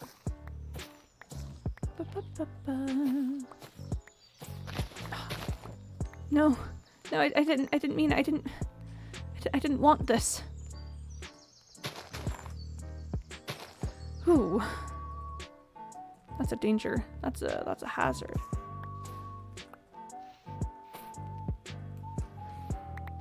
How much do I have? Okay. No, I keep messing up. I keep going higher. I only want to break the bottom one, but I keep going up to the second. Because if you only break the bottom one, then you can break the top ones for more.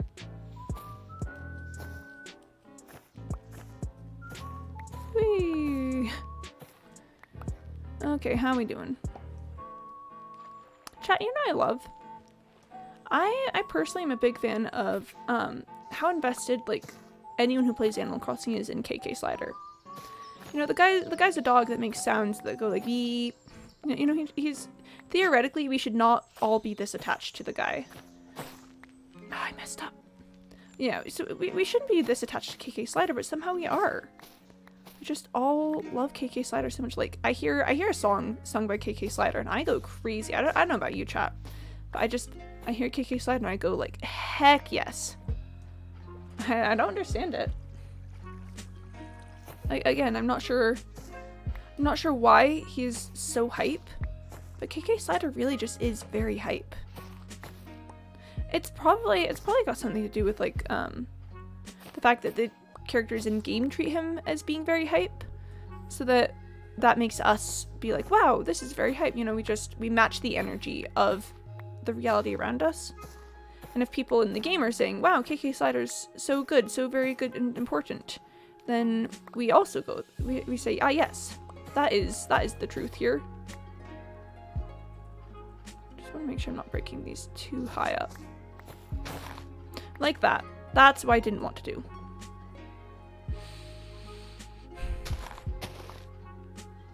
No. That's fine. Anyways, that's probably good on vines for right now. But let's go take a look at everything I've got going on with the spawners. Cause hoo boy chat, that one's a doozy. That's I was working on it as like a you know, an extracurricular, if you will. I was like, oh, I'll just set this up and then I'll have it, you know, just right there and ready for for when we need it in game. And then I realized that I was turning it into a big long project, thus making it something I should probably do on stream, because I want to I don't want to surprise you guys too much with things. Like a little thing here and there as a surprise is fine, but I don't want to be like, yeah, and then I just did a little bit of work and then it's like a huge magnificent building or something. I want you guys to see the process there. But yeah, so that's the deal with the spawners I've been working with. Okay, well, that was a good MLG. That was clean. That was nice. That was in fact very good. Whoop! It's just gotta. I think it should be on the other side of this hill. Should be, not that it will be on the other side of this. I'm not sure where it is. Yeah, and you can't even go up that hill, so gonna just scrap that idea right there. Let's try over here. And come on, where is it? I made like a little cobblestone thing to mark my spot. Oh, I'm very lost. How do I do this? Every single time. Every single time I'm like, oh, let me go to this place that I know the relative area of. This happens. It's fine. You know, we're reaching about the end of stream anyways, so maybe we should just hop off here. Right here. I don't feel like making my way back to New Stonks City. We're just gonna bop all that off, throw us into the F5 mode, and we're gonna say goodbye. Alright, so thanks for coming today. Got some work done on the city. There's still a lot to do, but yeah, that's stuff for the future. Yeah, I'll be back tomorrow. I assume Monday through Saturday, starting at 1 p.m. Eastern time. Just a quick note: we are going to end early on Saturday because MCC is happening, and that I don't want to interfere with that. I don't want to compete with that. Also, yeah, we'll go ahead and talk about that maybe more tomorrow. But yep. Bye, Mr. Maluk. Bye. See you. Farewell. We're just gonna end today. So, oh, and I'll be releasing a YouTube video later today, hopefully. So keep an eye out for that. All right. Okay.